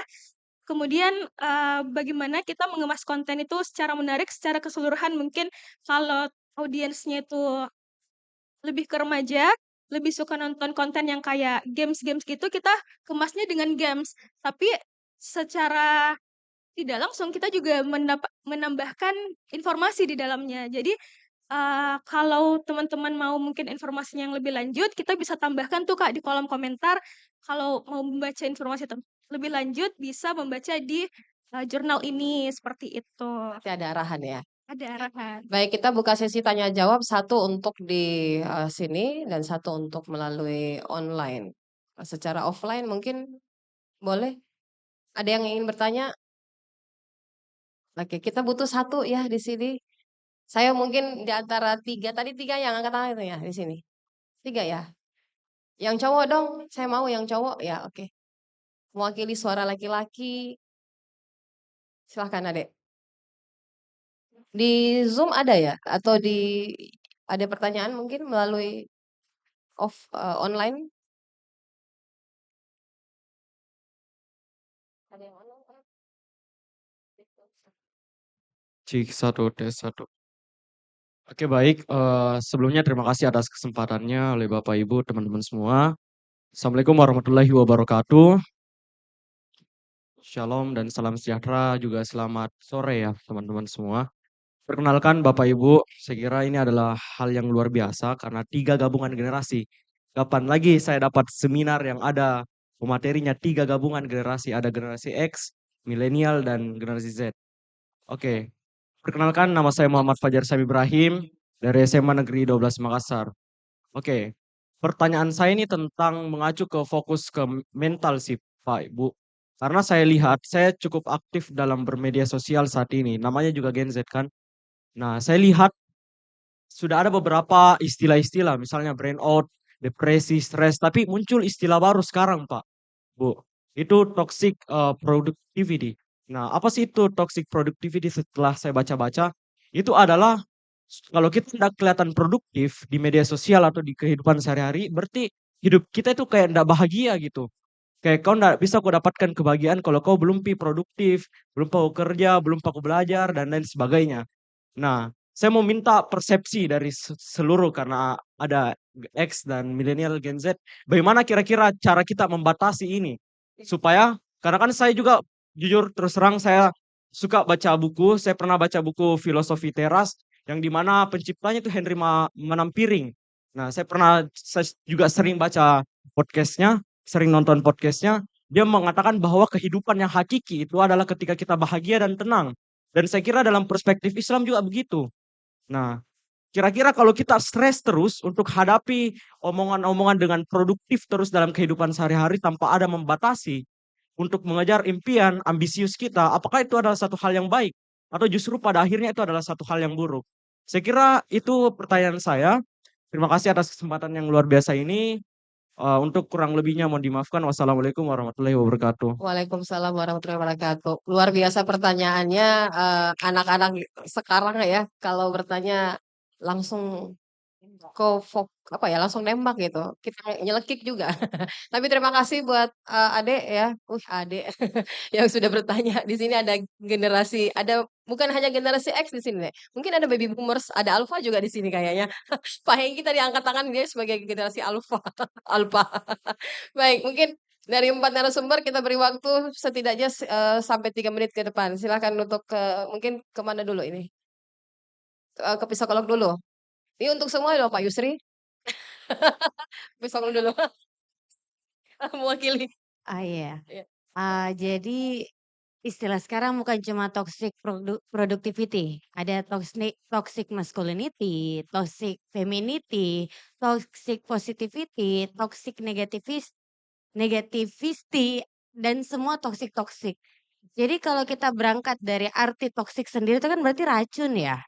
Berarti semua hal yang berlebihan atau semua hal, contohnya, kenapa muncul toxic masculinity? Karena dulu persepsinya ketika laki-laki menangis berarti dia cengeng. Atau masa laki-laki menangis? Ya. Laki-laki harusnya kuat dong. Tunggu dulu, laki-laki pun manusia. Itu makanya dikatakan toxic masculinity. Toxic productivity, seperti tadi yang dikatakan. Contohnya saya pernah mengalami itu. Ih, kok kerja apa, Cak? Saya dipanggil Ica, kok kerja apa, Cak? Kenapa jalan-jalan terus begitu? Karena yang dilihat di sosial media, itulah yang menjadi standar ukuran orang sekarang. Sukses. Kesuksesannya, kalau alhamdulillah hari ini lagi di mana, bekerja melakukan kegiatan seperti ini. Nah itu semua akhirnya toksik itu, racun itu kan dari luar ya. Nah, yang paling utama itu sebenarnya adalah bagaimana kita building the wall, membangun tembok. Pertanyaannya sekarang, apakah orang yang mengomentari itu adalah orang yang memiliki peran signifikan terhadap dirinya kita? Itu yang paling pertama. Kalau dia tidak signifikan, pertanyaan berikutnya, untuk apa didengar? Seperti itu. Lalu yang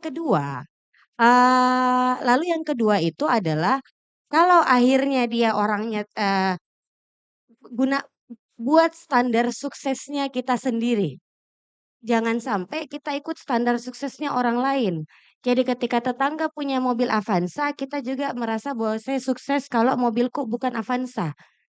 Contohnya, tetangga punya Agya, berarti kalau saya harus sukses dia saya harus punya Avanza. Avanza saya lalu tetanggaku bilang, "Ih tidak, harus lebih tinggi dari Avanza, harus ras." Lalu tiba-tiba, "Oh tidak, ras." Nah, jadi bagaimana membuat standar kesuksesan kita sendiri, standar kebahagiaannya kita sendiri, standar ketenangannya kita sendiri. Karena yang bangun tidur, yang jalan ke sini itu yang menjalani hari 24 jam itu adalah dirinya kita. Orang lain itu pasti akan menilai. Ada yang saya pernah dan itu selalu. Ketika sudah kuliah, ketika masih SMA akan lanjut sekolah di mana. Sudah mulai lanjut sekolah, kuliah akan lulus tahun berapa. Setelah lulus akan kerja di mana. Setelah kerja akan menikahnya kapan, biasanya itu buat toxic femininity, buat kita para perempuan, menikahnya kapan. Sudah menikah, kapan punya anak. Sudah punya anak, anaknya sekolah di mana. Lalu kalau anak sudah sekolah, kapan punya adik. Akan selalu terus ada orang yang mempertanyakan. Pertanyaannya adalah, apakah kita mau meluangkan waktu memberi makan mulut-mulut orang yang memaksa kita untuk selalu tampil terlihat produktif? Kalau akhirnya kita tidak mau mengupdate apapun di sosial media, ya tuh building the wall. Bagaimana toxic building the wall itu kalau secara fisik hampir sama kayak imunisasi. Bagaimana itu virus kita bentengi supaya tidak masuk ke dirinya kita. Building the wall seperti itu. Bagaimana apapun kata-katanya orang di luar sana, walaupun akhirnya kan kita ndak mungkin ndak dengar toh karena selama kita masih bisa mendengar ndak mungkin kita dengar.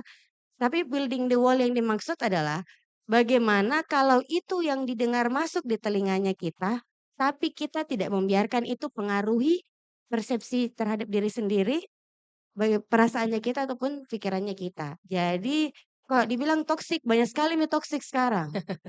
Kurang lebih seperti itu. Pertanyaannya adalah apakah kita mau membiarkan toksik itu mempengaruhi hidup yang sebenarnya yang jalani adalah kita sendiri, bukan orang yang tidak kita kenal atau orang yang tidak punya peran signifikan. Itu mungkin dari saya, Kak. Ya, mungkin Pak Yusri atau ya silakan Pak. Gitu. Ya, kalau saya generasi apa sih, Dek? Generasi M. Jadi gini,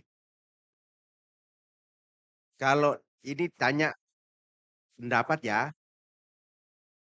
kalau mau bahagia, sehat. Tidak ada orang yang bisa bahagia tanpa sehat. Untuk sehat, pelihara 3 pola. Perbaiki pola pikir, perbaiki pola makan, dan perbaiki pola perilaku. Karena 3 pola ini semuanya mengandung toksit. Ada semua racunnya. Racunnya pikiran adalah membuat kita tidak bisa berbuat sesuatu, yaitu tidak produktif. Racunnya makanan sudah pasti. Kalau tidak diare, muntah. Nah, itu akan berdampak kejadian luar biasa. Racunnya perilaku adalah gosip. Ya. Nah, itu standar. Jadi kalau mau bahagia, sehat Ki. Oke? Gimana caranya sehat? Perbaiki 3 pola. Perbaiki pola pikir, perbaiki pola makan, perbaiki pola perilaku. Itu dari saya kalau mau menciptakan semua produktif yang lebih positif. Karena menurut WHO bahwa salah satu standarisasi dianggap orang sehat harus produktif. Ya, sehat jasmani, sehat rohani, sehat jiwa, dan produktif. Itu yang dimaksud dengan orang sehat. Oke? Nanti gimana pola sehat yang baik dijelaskan secara agama oleh kakanda saya. Silakan, Dok. Silakan Dok. Terima kasih. Aduh, anakku itu. Saya tidak tahu ini adik, anak. Bagaimana caranya tahu kalau ini 3 generasi? Tunggu dulu, saya mau tanya ke semua. Cocok jika itu foto dengan yang aslinya? Tanya ke dulu. Cocok jika? Karena tapi sebenarnya memang tidak salah kita ini pada saya tadi zilenial ya. Saya punya 6 anak, 7 cucu. Pernah saya ditanya sama cucu saya, memang loh, tidak bisa generasi misalnya nenek mengajarkan ini alfa, beda jauh generasinya. Jadi kalau mau sukses orang tua saja ajarkan anaknya, karena tidak terlalu jauh. Kalau nenek ajarkan itu sudah terlalu jauh lompatannya. Saya pernah ditanya sama cucu saya, sebutkan Nek 10 sifat adil. Wah, baru 2, baru 2 saya jawab tak kancim, Pak. Berapa tingginya sekarang ini yang namanya ya riset-riset ya untuk pendidikan. Dan ini juga saya lihat guru-guru ini saya tidak tahu yang mana gurunya, mana muridnya. Karena gurunya saya lihat kemarin saya ini mohon maaf ya sekarang saya lagi di transfusi darah. Ya, unit transfusi sering donor ke SMA. Sekarang memang anak-anak kritis sekali. Gurunya saya tensi, ternyata tinggi tensinya. Apa dia bilang muridnya? Kesuka sekali Ki marah Pak Guru. Dulu kita tidak bisa begitu. Ya, dia bilang, jangan kita suka marah-marah Pak Guru, tinggi nanti tensi tak. Jadi memang hasilnya remaja itu memang sahabat. Dan keberhasilan seorang orang tua adalah menjadikan remaja itu remaja itu sukses orang tua kalau anaknya sebagai remaja tempat curhatnya adalah orang tua. Karena banyak sekali aliran-aliran sesat ya, dan sehingga memang dibutuhkan. Ali bin Abi Thalib mengatakan bahwa jadilah orang tua 25 tahun sebelum menjadi orang tua. Jadi anak-anakku sekarang memang sudah harus cerdas ya, tanggap bagaimana menjadi orang tua yang baik. Sampai-sampai anak saya dengar ceramah ini, dia belum kawin, belum ada pacarnya, dia sudah berdoa, Rabbana hablana minas solihin. Loh, kenapa dia berdoa minta mendoakan anak yang soleh?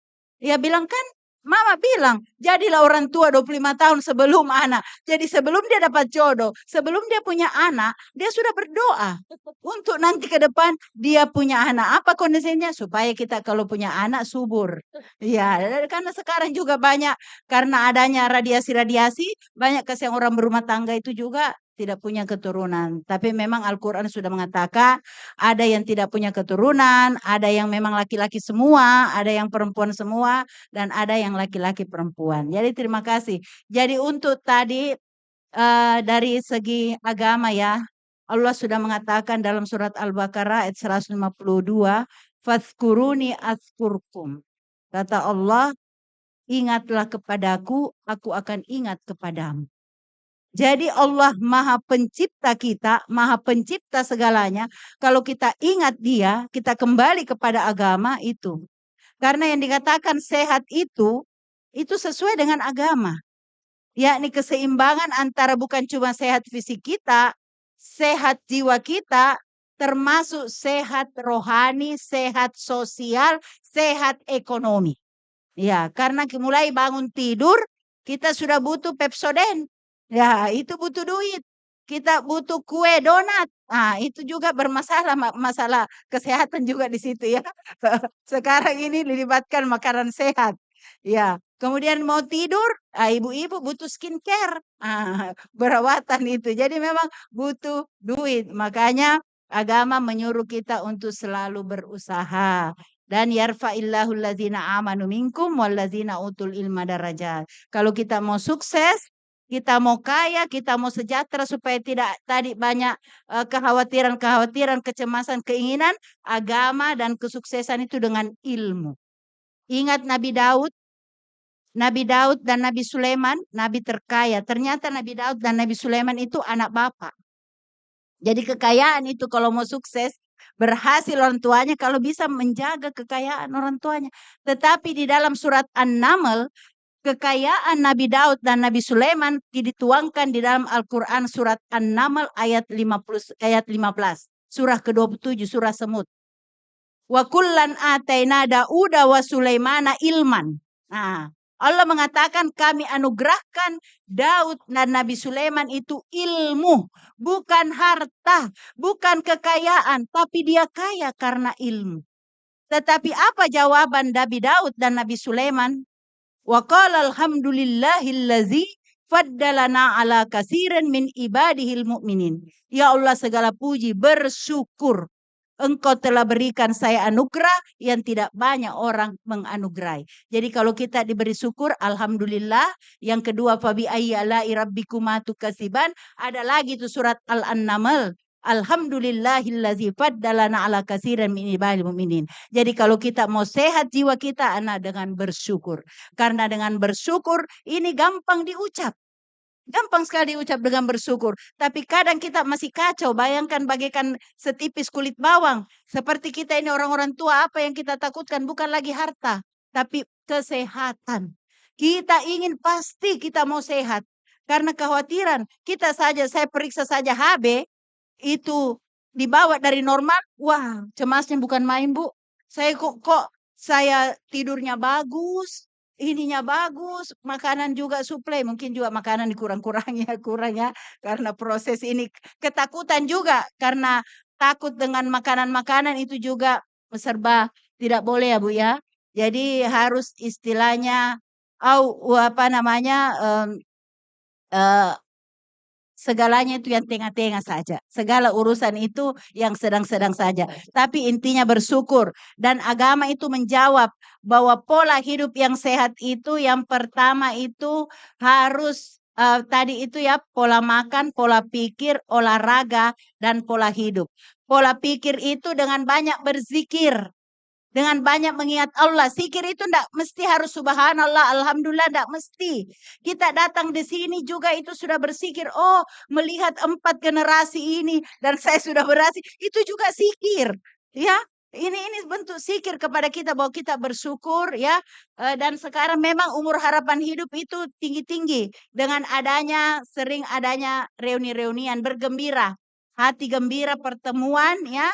Dengan gembira-gembira itu semua adalah silaturahim. Ya, silaturahim membuat kita sehat, panjang umur, dan berbagi cerita. Itu juga membuat sehat. Dan yang ketiga pola makan. Pola makan sekarang dalam Islam kan puasa. Baru-baru kita puasa Ramadan, ada lagi puasa Syawal, ada lagi puasa Senin Kamis. Dan ternyata di seluruh dunia itu sudah menjalani yang namanya intermittent fasting. Dan dari Bapak kedokteran Bapak kedokteran Ibnu Sina maupun Hippocrates itu kalau mau mengobati sudah semua obat-obat diberikan adalah dengan berpuasa. Jadi puasa itu juga memang sangat menyehatkan. Dan yang ketiga adalah gerak. Ya, pola gerak. Nah, kalau kita dalam Islam ada namanya 9 gerakan sholat. Itu adalah gerakan suprayoga. Sudah diteliti oleh instruktur Kungfu dari Cina dan diterjemahkan. Namanya bukunya Yi Jin.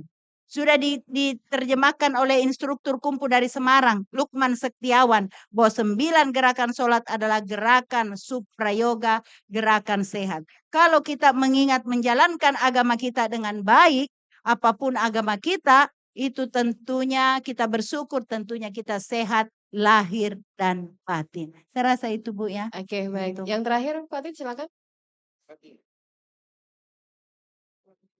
Ya, dari Gen Z untuk Gen Z, hidup Gen Z. Mungkin tadi pertanyaannya takut produktivitas toxic productivity. Jadi sebenarnya produktif itu menurut saya itu bagus dipublikasikan karena bagi pelihatnya, bagi audiensnya mungkin itu bisa jadi pemantik untuk mereka, oh saya juga mau seperti dia deh, dia keren, saya mau seperti dia. Tapi ketika itu sudah over, nah itu tuh yang mengganggu kita ya sebagai penglihat juga mungkin. Tapi yang punya kontrol atas diri kita ya kita sendiri. Apapun yang di luar diri kita itu sudah bukan kontrol kita dan pemikiran kita sendiri itu yang kontrol itu ya kita sendiri. Bagaimana ya? Benar ya, psikolog. Iya, seperti itu. Jadi sebenarnya bagus ya produktivitas itu dipublikasi untuk menjadi pemantik untuk generasi lain. Mungkin seperti itu. Oke, baik, terima kasih. Baik, sebelum kita akhiri mungkin saya minta closing statement dari para narasumber. Mungkin yang paling mudah dulu baru ke sini. Silakan. Oke, jadi Gensis yang paling Singkat mudah. ya. Ya, karena tema kita hari ini jaga mental, lindungi masa depan. Kenali HPV, jaga mental, lindungi masa depan. Jadi kita sebagai para remaja, kita harus ikut turut berdampak, jaga mental, jaga fisik. Jangan cuman menghadapi masa depan, tapi kita juga harus siap untuk menaklukkan masa depan. Oke, baik, terima kasih. Tepuk tangan. Oke, Ibu Anissa. Iya, kalau dari saya buat para remaja, kalian itu sangat beruntung punya banyak akses, di mana kalian bisa mencari banyak informasi, namun kembali cari informasi yang valid. Karena berdasarkan informasi yang valid, kita juga akan belajar sesuatu yang valid seperti itu. Dan kalau kita bicara masalah kesehatan mental, carilah informasi yang valid dan tidak ada dan coba kenali kalau kita memang sedang tidak baik-baik saja dan carilah bantuan jika memang membutuhkan. Kembali lagi, karena orang yang paling butuh perhatian adalah orang yang selalu kita lihat di depan cermin. Mungkin itu dari saya. Baik, terima kasih Ibu. Silakan Pak Yusri. Ya, saya cuma mau titip 2. Dari close ini ya, close artinya tutup. Tutupnya cuma 2 penutup. Pertama, lawan apa yang ada dalam dirimu sendiri. Ya, karena salah satu musuh terbesar bagi kita adalah melawan diri sendiri. Remaja adalah fase di mana kekuatan penuh untuk beradaptasi terhadap lingkungan, keluarga, dan diri sendiri. Yang kedua, ini saya sengaja catat berpikir kasar di sini. Apa sih close-nya untuk kesehatan? Remaja, tulis ini, jadikan status. Remaja yang sehat bukan kebetulan. Ya, tetapi hasil pilihan yang diciptakan oleh diri secara sadar dan konsisten. Ya, jadi sehat bukan kebetulan, tetapi kita bisa sehat kalau kita bisa sadar dan konsisten untuk menjaga kesehatan. Oke, saya kira begitu saja. Terima kasih Pak Yusri. Silakan Ibu Dr. Fitri. Ya. Jadi intinya closing statement dari kita pemberdayaan perempuan, keluarga, remaja, Majelis Ulama Indonesia, jadikan rumah kita adalah bait di jannati. Dari situlah ya tumbuh produktif keluarga-keluarga yang bisa bermanfaat, khairun nas anfa'hum linnas. Sebaik-baik manusia yang bermanfaat kepada samanya manusia. Dan yang kedua adalah baik anak-anakku maupun kepada orang tua ya yang mendengarkan di sini bahwa bukan gadget yang mahal, yang canggih untuk anak kita, tapi kehadiran kedua orang tua untuk bersama-sama anak kita, bukan cuma melindungi, menemani, tapi juga didengar. Ini yang sangat penting sekali dijaga, dilindungi, bukan hanya di dunia nyata, tetapi juga kita di dunia digital. Mari kita jaga bersama. Ku anfusakum wa ahlikum nara. Peliharalah diri dan keluargamu dari api neraka. Demikianlah. Masya Allah. Terima kasih Ibu. Luar biasa sekali diskusi kita pada kesempatan dari siang sampai jelang sore. Ini salah satu diskusi yang dimana booster kita hari ini cukup full ya. Saya pun hari ini dapat 2 booster. Tadi sebelum ke sini Pak, saya juga ikut diskusi bersama dengan teman-teman tim HIV ya, karena juga lagi bahas soal bagaimana tentang kasus HIV di Kota Makassar. Dan hari ini dapat isu lagi nih Pak, booster lagi sore hari ini. Jadi lumayan hari ini dapat ilmunya. Jadi saya pikir anak-anak, teman-teman maupun juga adik-adik, anak-anak, teman-teman dan juga adik-adik, boosternya hari ini cukup lumayan dan kiranya ini bisa dibawa pulang ya, dan bukan hanya disimpan tapi mungkin bisa diimplementasikan kepada teman-teman di sekitar, menghayo-hayo teman-teman. Apalagi sudah ditekankan tadi dari pihak Majelis Ulama Indonesia bahwa itu halal. Kiranya mungkin, diskusi kita ini bisa jadi salah satu pegangan ya dan juga bisa mereferensikan apa yang sudah disampaikan keempat narasumber kita kepada orang-orang terdekat kita. Terima kasih atas waktunya semuanya. Selamat sore dan Assalamualaikum warahmatullahi wabarakatuh. Selanjutnya saya akan serahkan kembali kepada MC yaitu Saudara Gufron. Terima kasih. Baik, terima kasih juga atas jalannya diskusi dan Jawab Talk Show yang dipandu oleh Kak Ruby. Kepada seluruh narasumber boleh berdiri di sini. Kita akan lakukan sesi foto bersama di sini. Boleh nanti beli satu aja Bu untuk di rumah. Oke. Wah, boleh berdiri di sini terus kemudian foto. Oke. Pak Hengki dari UNICEF juga boleh silakan menghadap dan juga Ketua Aji Makassar Kak Sarul boleh untuk lakukan foto sesi bersama di sini dulu satu kali.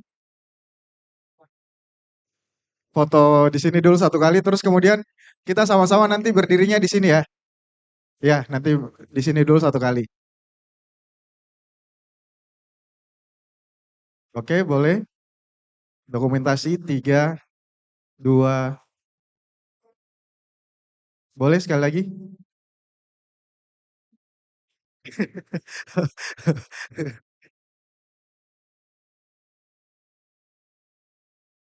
Oke, sekali lagi menghadap ke depan. Jadi membelakangi peserta. Oke. Ya, berdiri. Gitu. Oh. Peserta di belakang juga boleh berdiri bersama kita foto bersama dengan para narasumber. Bareng-bareng. Oke, kita berdiri bersama semuanya. Oke. Karubi agak silau ya. Gak apa-apa, gak apa-apa. Lanjut. Oke, foto bersama.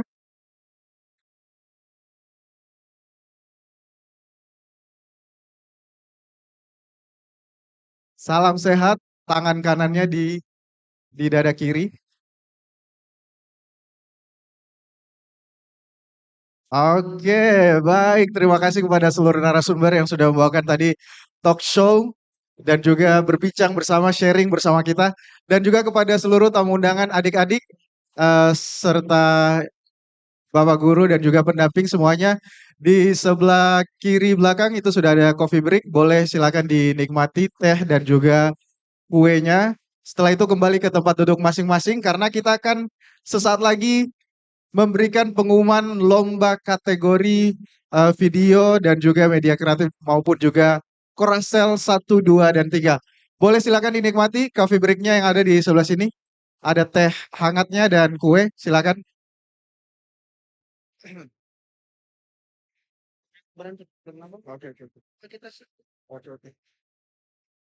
Kami informasikan juga untuk jangan kemana-mana setelah ini, tetap masih berada di tempat karena kami akan memberikan pengumuman lomba juara kampanye yang sudah dilakukan.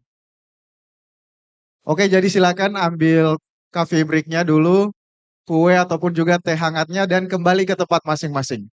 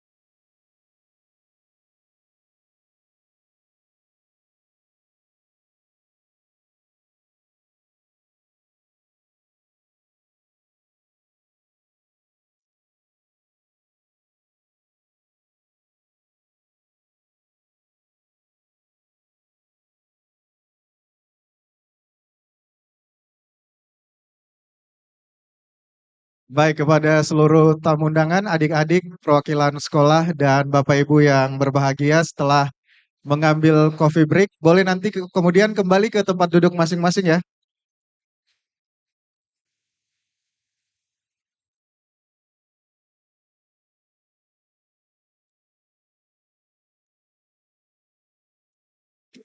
Masih hujan.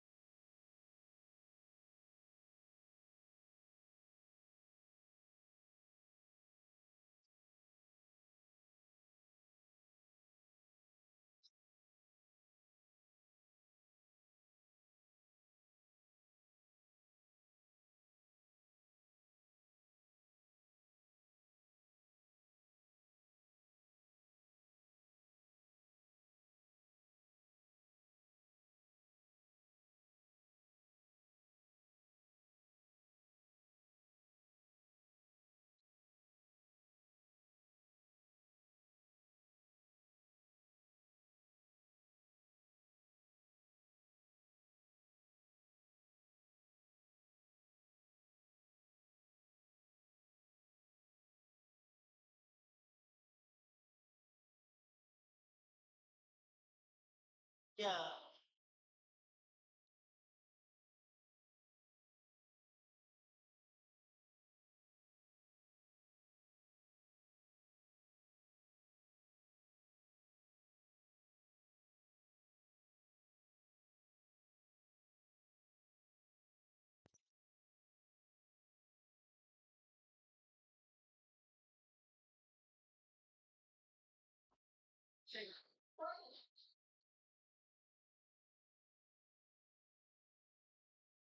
Baik, kepada adik-adik semua tamu undangan yang sudah ambil coffee break, boleh silakan dinikmati di kursi masing-masing sembari kita melanjutkan ke agenda berikutnya.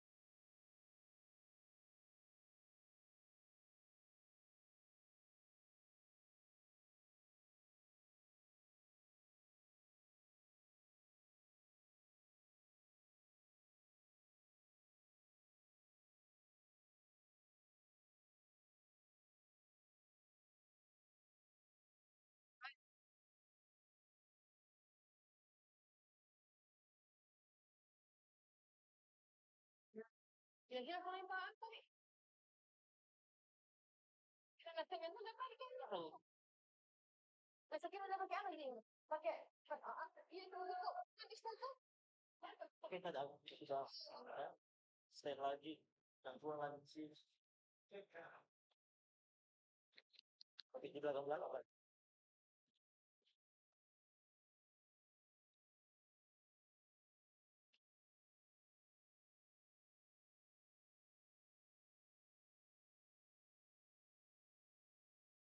Cek.